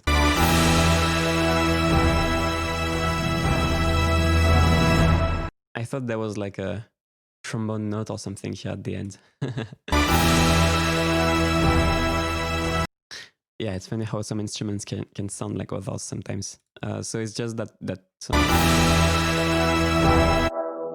it's just the cello that's a bit loud then, a bit mid-rangey. Yeah, the strings are very nice in BBC. So the brass needs a lot of controlling. Okay, let's see if there is. All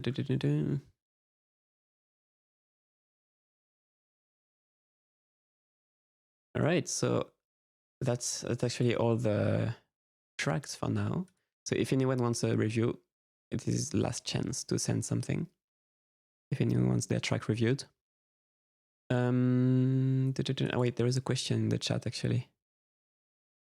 Do you have any tips to make punchy trailer drums? Most of the perk libraries I tend to lose. Yeah, if you watch my video, mixtape number 6, I think that's the one I have pinned. Maybe I changed it. That's the one I used to have pinned at the beginning of like the cover of my channel. It's addressing that exact problem. So it's called multi-band sidechain expansion. That's the thing I do. And what it does is that with a trigger, so you place a trigger like a hi-hat or something that's very tight. And basically that trigger is going to trigger some bass expansion, short bass expansion. And what that does is that it kind of creates a kick within the sound itself. So if you have a loose take or bass, it's going to, there is a precise trigger that's going to trigger some sharp, like 100 millisecond expansion. and that's just gonna create a kick within the actual sound, basically, without having to layer anything else or mess with filters and layer different sounds. That's a really easy way to create like a thump in MIDI orchestral drums. That's a trick I really like. So yeah, watch it. Sidechain multiband expansion. It's a bit of a pain to set up because you need to put all the triggers. But if you have kind of a predictable drum pattern, you can just copy paste, so that's faster. It's still a bit of a pain to do, but it's worth it if you need that extra bass thump. Yeah. Right, guys. So I'm just gonna wait another 3-4 minutes or something just to check if nobody sends more tracks. If you guys want to send tracks, the link in the description below. You can send the tracks to review. Yeah. I use it, but it's a bit dangerous sometimes because you can go the other way and just create an unrealistic kind of thump in the drums, and that can also sound bad. So usually you're tempted to do too much and just create a massive like kick, but then it just sounds weird because the taiko becomes like a rock kick drum. You don't want that. You still want it to be a little bit loose, like orchestral drums. You still want them a bit looser than like a rock kick. You don't want them as tight, but you can get a bit tighter. But usually, like, put it until you like it. Just raise it until you like it, and when it feels right, just back off 20%. And usually that's why you want it, because you don't want too much punch.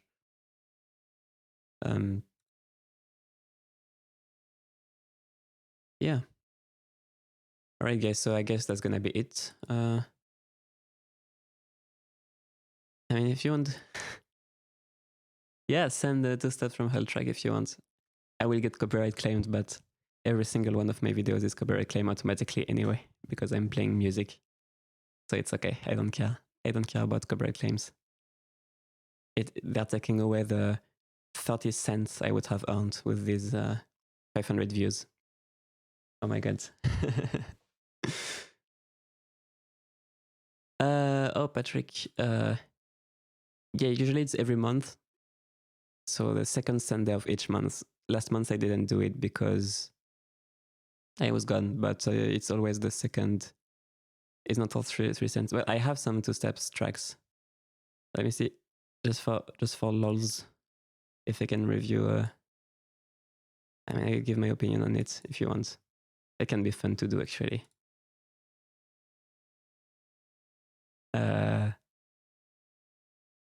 Which one do you want me to review? I have a bunch.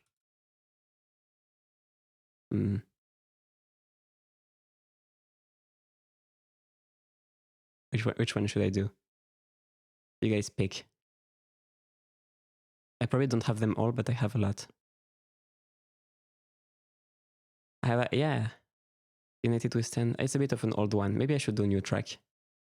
Maybe I should do. I'm probably going to fangirl over the composition. But if I pick a track that I really like. But maybe it's more interesting to pick a modern one.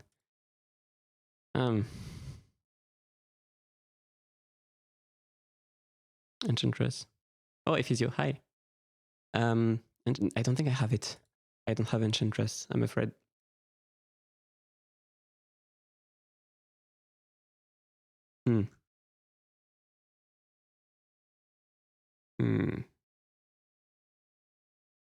Oh, I have it.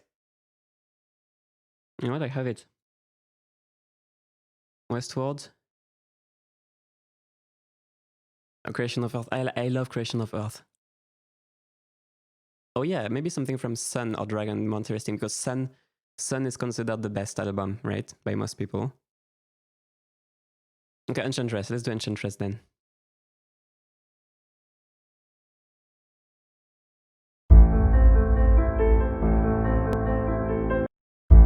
Copyright claim, too much. That these few notes of piano already copyright claimed. RIP.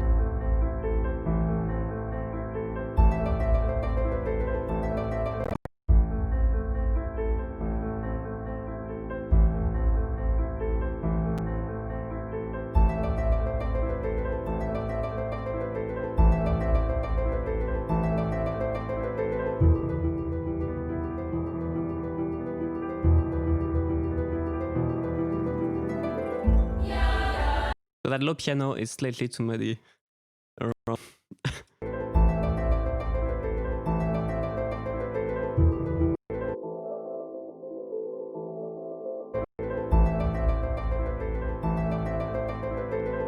It's just a couple dB, like it's not too much.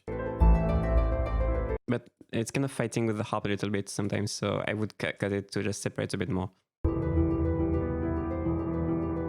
You know, here it's kind of cluttered. Right? It's just a couple dB, but it's... Guys, you're making me laugh in the comments.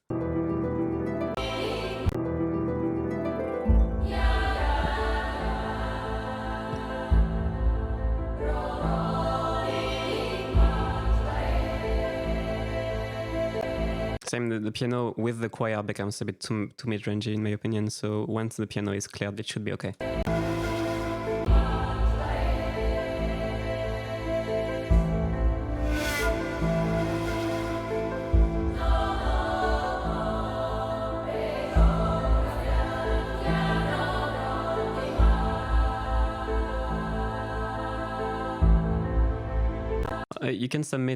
You can submit a track. I will review it after this one. Yeah, I had no more track to review, so we just picked a Two Steps from Hell track to talk about. By the way, there is different taste in mixing. This is just my opinion on this track, to make it clear.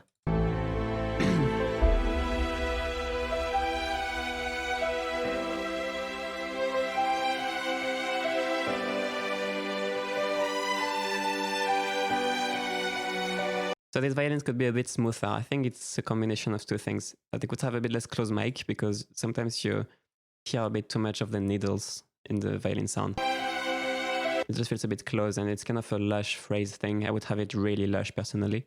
So what I would do is just probably filter a bit also the 2-3K just to get...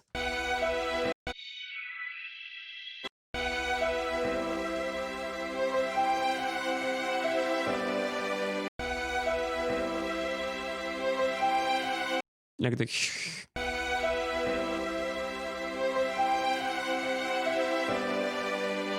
And just sometimes there is needles you're poking, like, and that's probably just more of a miking thing.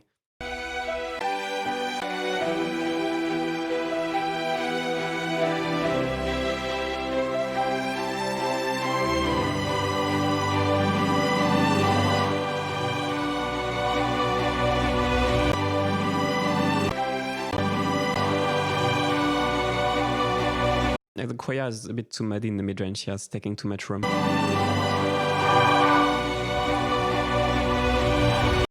Compared to like the lower things. It's kind of sounding like the track is a little bit too much like centered around there. Slightly.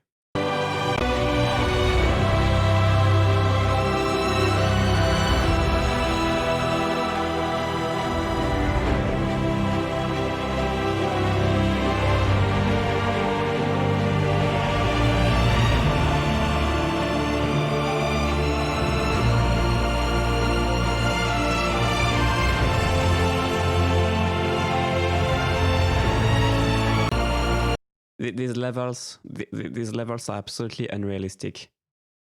Just pay attention to how the trumpet is cutting. The trumpet is like also small, like it's so small, and everything like the choir and the brass is like super. The strings, I mean, the choir and the strings are like super present, and then you have like the trumpet, even though it's buzzy, it shouldn't be at this level, and it just makes it feel kind of small. So I would really kind of maybe reduce the choir a bit and make sure the brass is cutting a bit more, so like that melody is more heard, because right now it's kind of all masked in that bed. And what's not helping is the amount of compression and limiting as well. It's kind of squashing a bit everything, and also compression and limiting can create distortion, will create distortion. Even the cleanest compressor and cleanest limiter, just by the nature of the short attack and release, do create distortion. So that distortion is probably kind of cluttering the tone as well, which reduces clarity. It's not just about dynamics, it's about tone. You need to know that too much compression and limiting will muddy up the tone because it will create a bunch of distortion. So based on how it looks, there is probably too much. compression.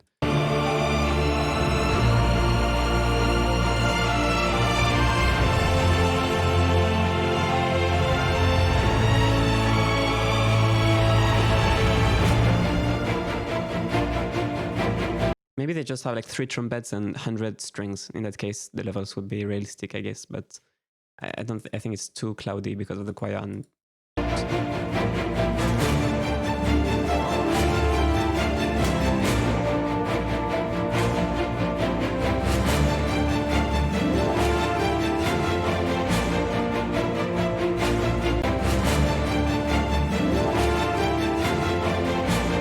like the horn is too muddy here.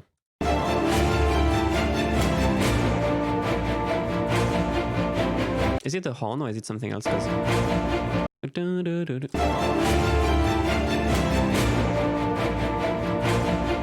think it's the horn, but it feels on the right somehow. Or maybe it's the trumpet that's playing low velocity, like quiet. It also makes it's a bit weird because these brass staccatos are so sharp, and in comparison, the brass lead is just super mid-rangey, as if it was a dark film score. It's kind of a weird color difference and makes the brass lead feel a bit odd. And also here, there should be more bass dynamics, like you should feel kind of the wind move. Like on this boom boom, you should feel that low brass, it should push the bass. But right now it's not pushing anything because it's limited.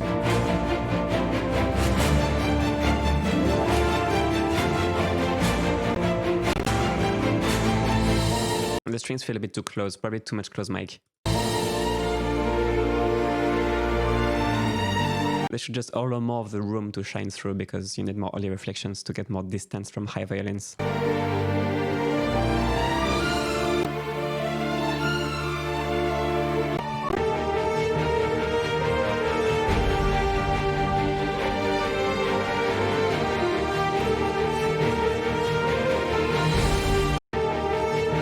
Horn is a bit muddy.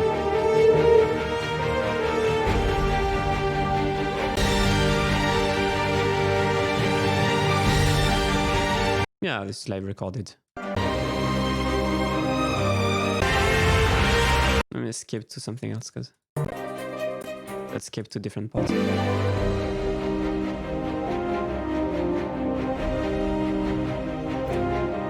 Like there is just some mixed inconsistencies because there is some things that were very warm. Like too much mid-range for me. And then you have this super sharp brass. So it's just kind of, I wish it was all a bit more consistent. Like maybe have the trombones less sharp here because it's a bit too sharp. And have the horns less muddy here. Just to bring everything a bit closer together in color. And again, like from the low bass staccatos, there is no dynamics because there is too much compression. So the bass staccatos don't really move anything.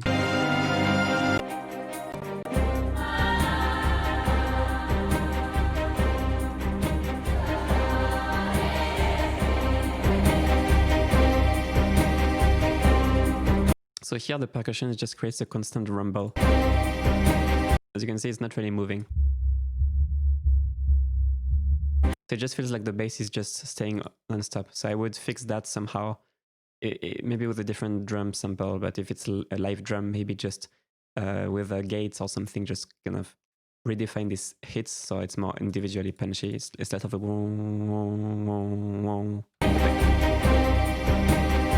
It's an 808 percussion here. It just kind of muddies up everything.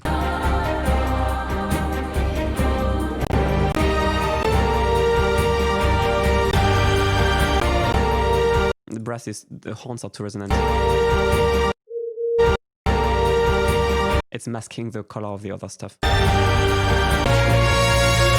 Okay, let's go to the end. That part sounds pretty good.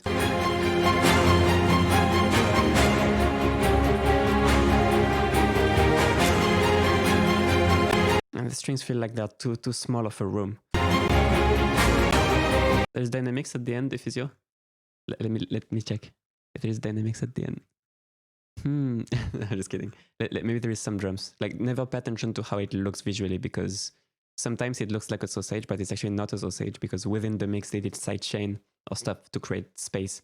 So don't pay attention too much to how it looks. But I think in that case it's squashed.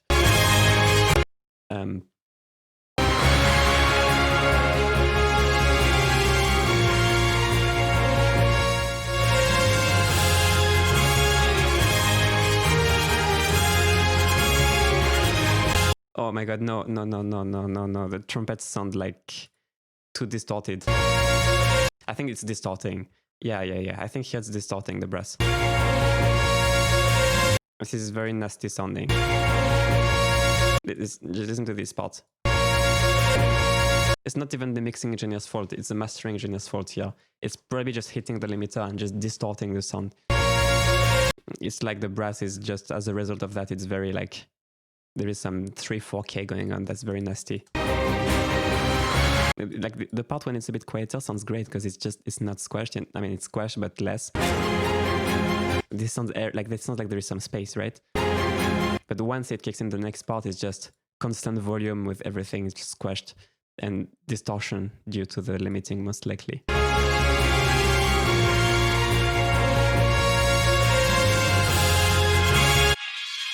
It almost hurts my ears, even at a normal volume.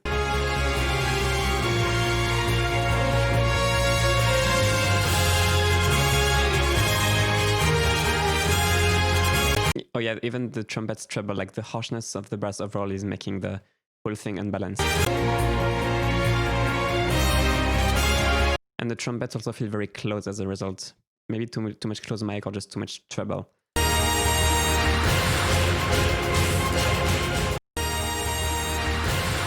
Like it's not possible to listen to this at the normal volume.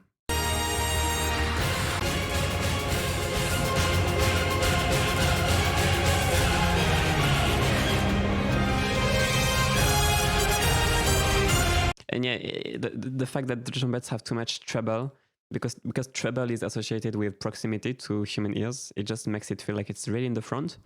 So like right up front, and it destroys the perception of depth and size, because you get that trumpet sound that's super up front, right? Because there is too much treble, and also they're too loud just in volume. In general, they're just too loud in volume. But I think the limiting, like I would like to hear this with no limiting, because the limiting is probably causing a lot of these issues. Like the mix is probably not that bad without limiting. I think the trumpets were just too loud anyway. Even with the squashing, even without squashing it, they're probably too loud. But the squashing made everything worse, for sure. Yeah. Oh, okay, so this is gonna be the last track. So Jamie Villalvazo sent the track. So thank you for the generous donation as well. Let's review this track. Hopefully there is a download. Yeah, there is a download button. Awesome. Oop.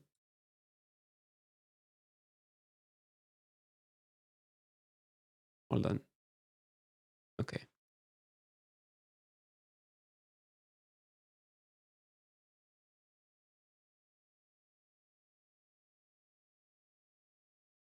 This is why I don't reference every mix. Like there is some pretty okay mixes from Two Steps from Hell, but don't reference them. Like some of your guys' mix are better than the Two Steps from Hell mixes. Like some of them are fine. It depends, but I didn't really listen to Enchantress. I didn't know it was that squashed. I didn't remember it was that squashed, but this is really not a reference, because you can't really hear anything when stuff is that squashed. Like you can't, yeah. I might as well, like, I would prefer to listen to like the raw kind of all Two Steps from Hell mixes, like the Archangel mixes. I actually prefer them more than this super hyped stuff, because I like hyped mixes, but when it's just hyped to this point, I would rather have the raw mix, like with no EQ, to be honest. Okay, so let's listen to this.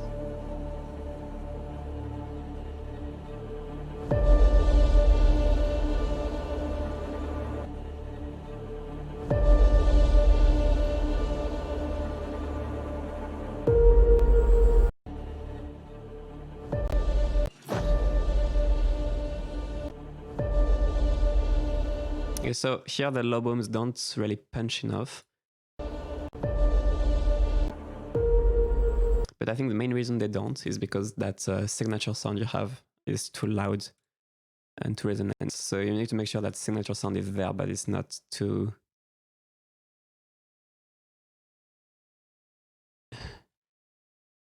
Hey guys, like Blue Mount, I think the best mix I heard tonight was the first half of Blue Mount's track. I think it was Blue Mount's track. The dark one with like the boom, like the Brahms, the kind of dark. I said it was like an Alan Merson mix. You know, the first half of that track. It kind of fell apart in the second half, but the first half was so good. That's what the best thing I heard tonight. You're welcome. So yeah, that resonance sound. A bit too loud, masking the low booms, making everything too resonant, so control it.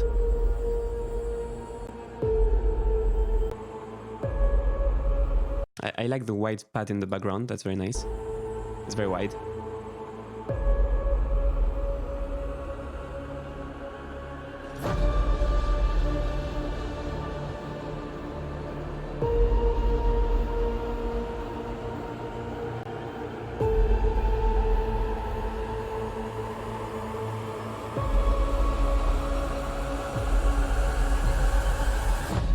Other than that, it's quite solid. You just need to pay attention to how the low booms will come out once that signature sound is lowered. You need to make sure they feel a bit more present.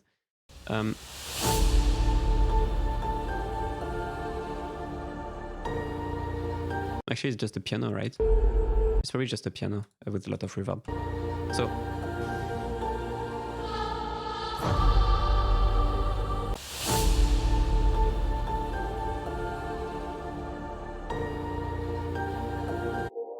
same thing. Here the mid-range is still a bit too dominant. That choir thing is cool, but it sounds very mono, which kind of breaks the immersion. So if that sample is like that, you need to find tricks to make it wider. So maybe use a doubler or like a slap delay, a stereo slap delay. I use a trick. It's called the strings bass width trick. I made a mixtape about it. Basically what it is just 2 delays. You can see the doubler here on delay. You can see the settings. There is no modulation, no detune, just panning and delays, right? Panning and delays in milliseconds. That's in milliseconds. And what this does is it creates width. So just focus on the choir sound.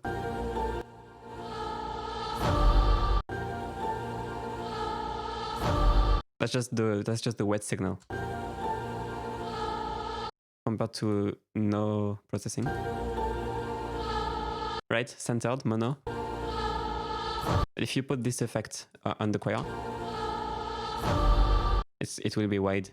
And because the sample seems to be mono or like close to mono, if you put this in the chain, it will make it spacious.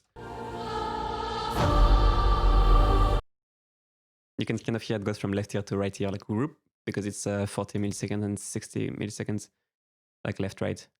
It's just simple delay. And then, yeah, I like it muffled like that. Like EQ wise, it's okay. It's just stereo. Like, I don't know, these low booms, they feel like I wish they were a bit less long and more punchy. Like the front end of the low booms, I wish was more like woo, and then didn't last as long in the sub. Like here, it's a bit more like woo. Maybe that's what's bothering me too. Maybe try to find a low boom that's less extended, but more punchy at the beginning. A bit more like this, but not as tight as this, kind of in the middle, you know? And the dono is a bit too loud.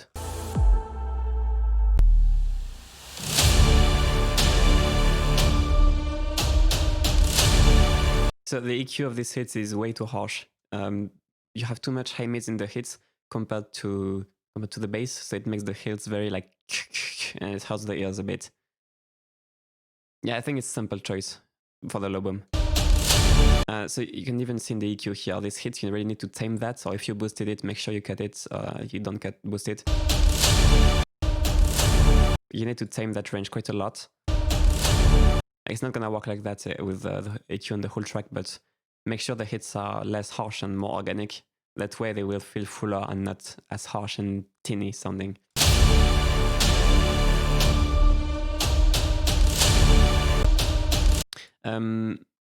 The bass on the hits is a bit too long, probably sample choice as well. It's a bit too, like, it's not very defined, right? The bass is a bit staying around too long. It's like, woo, woo, woo. Try to find maybe you can keep this sample for the mids and the highs, but fix the high mids though. But for the bass, you can have another sample that's more like boom, boom, boom, and more defined in the thump. Because this is like, right? It's like an 808. You kind of want to avoid that to have some tight hit going on.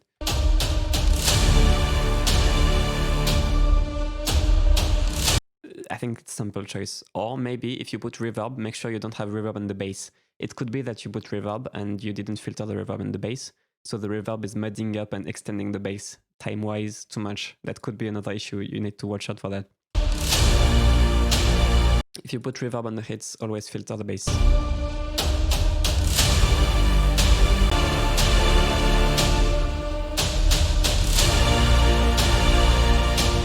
The brass sounds pretty good.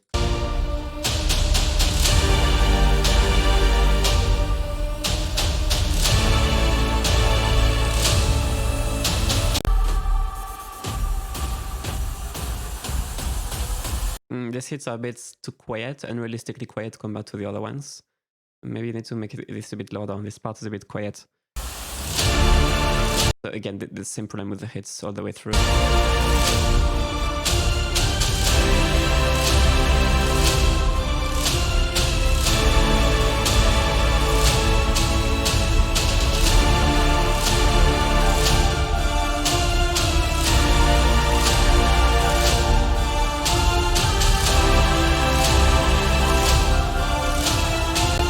I think I'm hearing that there is two bass lines in the track. Like you have a, maybe I'm crazy, but I'm hearing like a low sub or low contrabass going like dun dun dun dun dun, but very low all this time.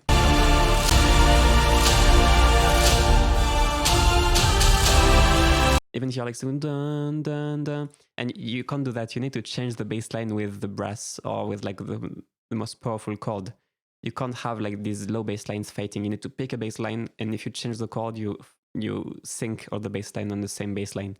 Because if you put two bass lines kind of conflicting like that, like, I'm pretty sure I'm hearing it like there's no way.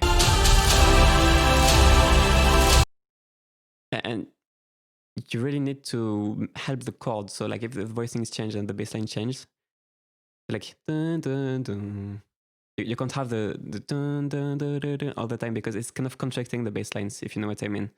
And because it's all in the low range, having these close intervals of bassline conflict in the low range just mashes up everything because your brain can't really pick apart the different pitches when it's very low like that. You can have closer intervals in the highs, but you can't have such close intervals in the bass. And that causes like clarity issues. So you need to make sure you lock the bass line, you pick the chord and you lock the bass line on all the instruments, especially for trailer music. Yeah, the reason it sounds a bit scooped is because the percussion is just too harsh. You need fatter percussion by controlling these high mids, and the mix will feel less scooped, I think, instantly.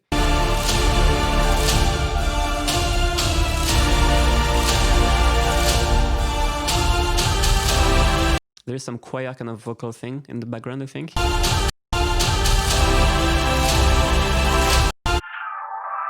That's really resonant around here. Like some high voices kind of thing. I think it's too focused around this 1.2K, so you can cut that for clarity as well. But yeah, here you want the hits to thump. Like right now, it's just clack, clack, clack, clack, clack, but there is no movement in the bass. And there is a lot of sub. It feels like there is a ton of sub, but it's not very tight sub. And so make sure you don't have any kind of low reverb. Make sure you don't have any kind of super low 40 Hz rumble from an instrument. And make sure you have a better low layer for your kick that's defined. So in this final part, you can't just hear clack, clack, clack, clack, clack from the high mids. You need to hear like boom, boom, boom, boom, like a tight bass going on. And if you have the right sample and you make sure there is not there is nothing really under 100 Hz, accepts a bit of low brass, a bit of contrabasses, but you make sure that you keep like 70% of that 0 to 100 hertz region. You keep that for the tight low layer of the kick. Suddenly your bass will be clean and it will work.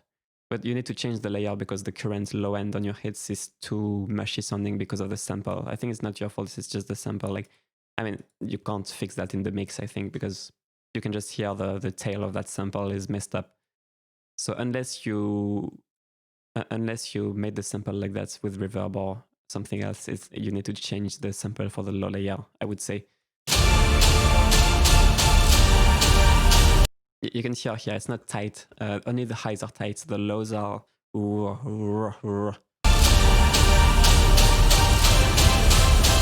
Even though there is a ton of lows.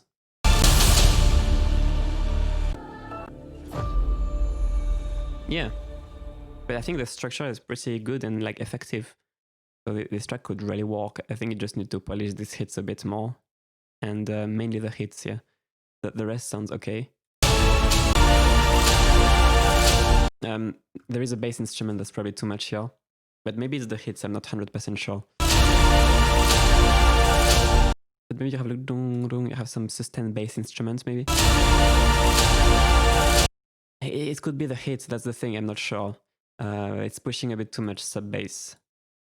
But it could be like a low brass or low synth or something. So you need to check out that it's not a tonal instrument that's just taking way too much room for the percussion.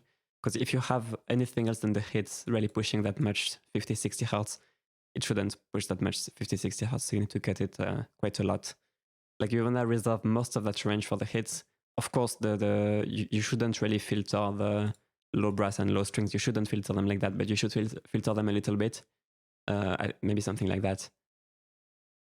Just to reduce the fundamental harmonic quite a few dB. Make sure it's not as strong as the hits, basically. But yeah, that's pretty much what I can say about this track. But when it comes to the trailer structure and like, I think it's really good for editing. The structure is nice and straightforward. Yeah, scooped, they mean scooped in the mids, meaning more bass and treble and less mids. I think that's mostly due to the very big sub and the very harsh hits. Patrick. Yeah, Patrick, I mean, for you, I know that your tracks. So actually I got, okay, let's do two more because I got a tracks by Manuel Vaca right now to review. And let's do one more by Patrick. And that's the last one. Yeah, no worries, Jamie. Yeah, so Patrick, you can send one if you want. But that's the last one. I'm not accepting any more reviews after that. So let's do just two more.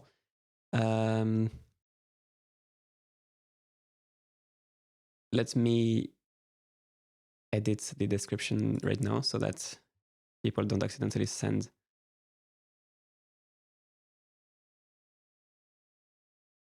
anything else. Okay, that should do it.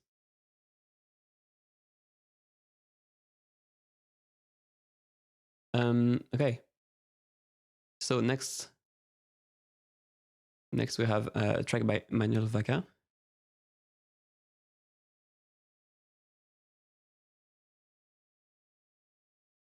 It's a track for a video, apparently. Let's check it out.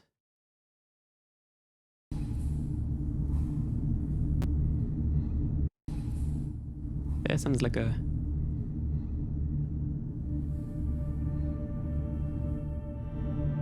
sounds like a soundtrack.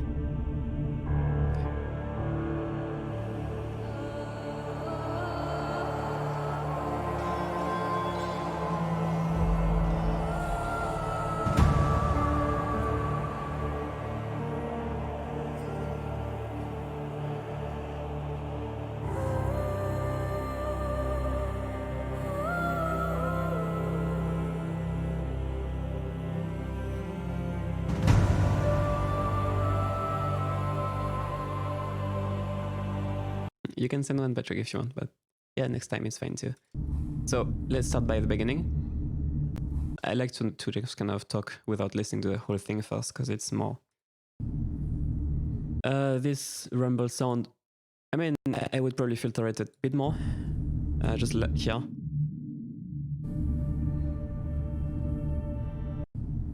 Just personal preference. Probably here and here. Just this, because it. Yeah, just to clear up a tiny bit, and then.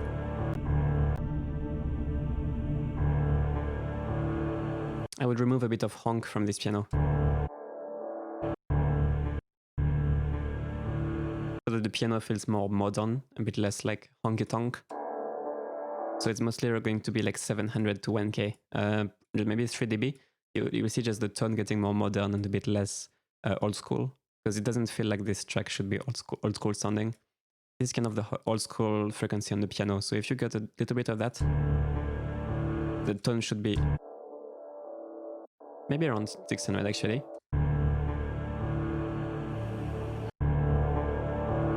You know, the tone should be a bit more modern, so you can do that. Then, the voice sounds amazing, I should say.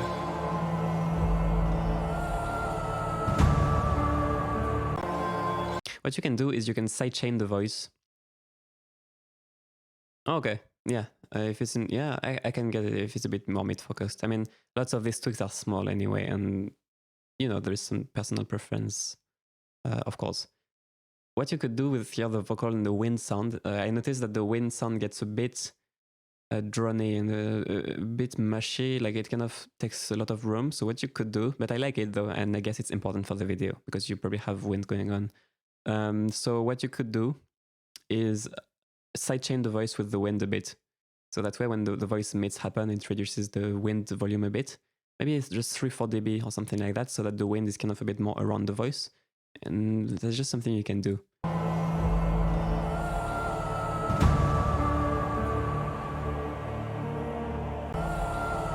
And maybe drop the wind a bit when the hit happens here.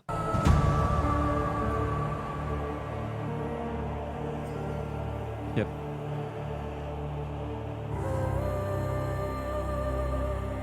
The voice sounds amazingly mixed, I have to say. Oh, the cello, I heard something when I was listening.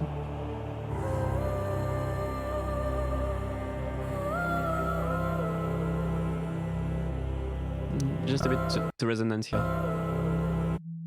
And you can cut the cello like 3 dB here. Make sure that note is not too resonant. And this hit is a bit... This hit is a bit too resonant around here. And this hit is lacking a bit of sub, so if you can do this.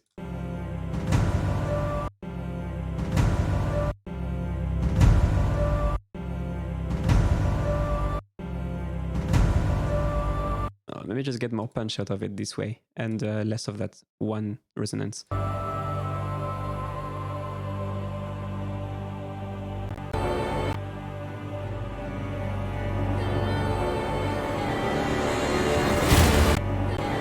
Okay, that Bram kind of brass thing is a bit too honky for my test. Definitely cuts. I would cut 6 dB here on the brass. Just exactly around here, probably. Because it just kind of masks a bit too much of the other stuff when it's that mid-rangey. Yeah, maybe I would cut like 3, 4, 5, 6 dB in the brass, low brass mid-range, exactly.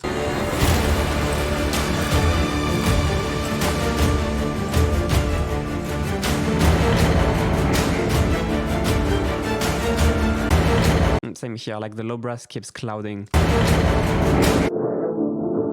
This range just keeps clouding the track too much.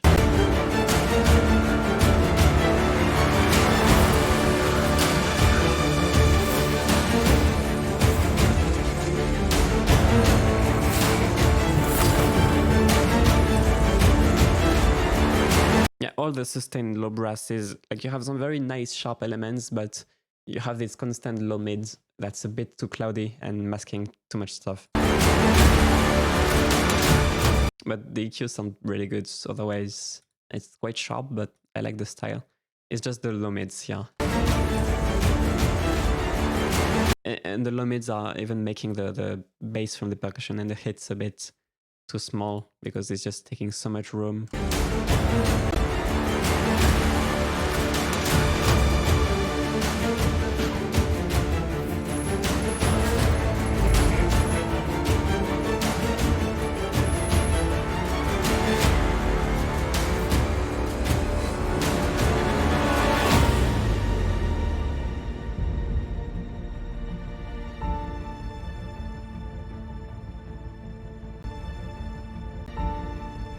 I'm hearing some bass here, that's too wide.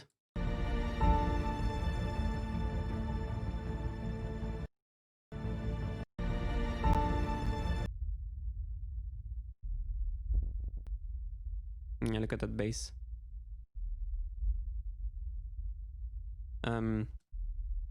Feels a bit out of phase. Feels a bit weird if you can make that bass here narrower somehow, or just more neutral. Doesn't have to be mono, just not that out of phase. It has to be this particular low boom that was widened, I guess, or maybe the sound is like that, in which case I would use a different low boom because it's too wide. It feels a bit weird on the headphones, especially. This one again, yeah. Again. This one okay? Yeah, this one's more okay. And all the sub is too wide here.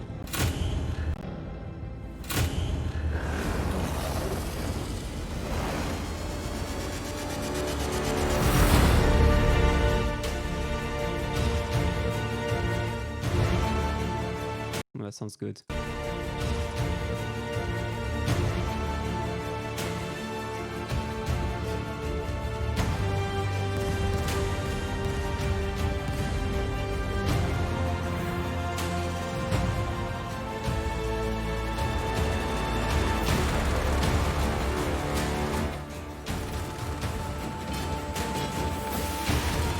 Yeah, it's just...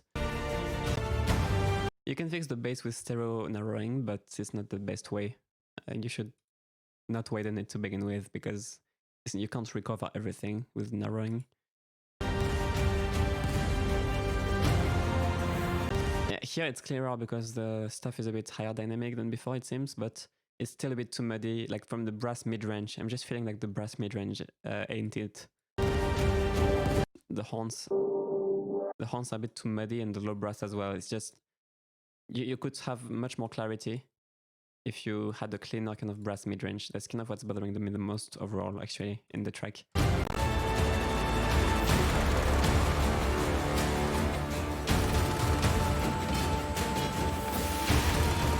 Because like I think everything else sounds really, really good. Again, the low brass.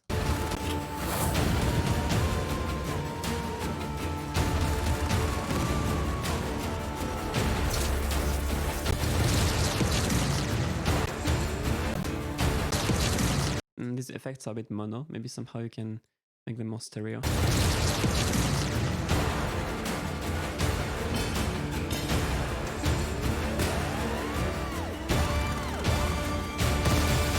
The synth at the end is a bit mono. Maybe you can put like a room reverb on it, really wet, but just a room to give it like some early reflections. It's gonna make the synth feel more part of the orchestra that way. Oh, the percussion sounds good. What you can do, like some of these effects, I think, or whatever there is here, feels a bit sharp on the treble, especially with a good system with good tweeters or good headphones. The high end, it's like almost a click, you know, on some of these effects or whatever you have under this. And it can be a bit overbearing sometimes, these really short transient clicks. So what you can put on your SFX, which is a good way to fix that problem, is where is my multiband compressor? Dynamics, okay, MB.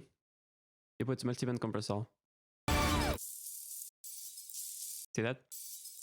Shortest attack, short release, like 2%. Look ahead to 3 milliseconds. Hard knee, so it only reacts to the worst clicks. High ratio, like 12. It's gonna take care of your clicks.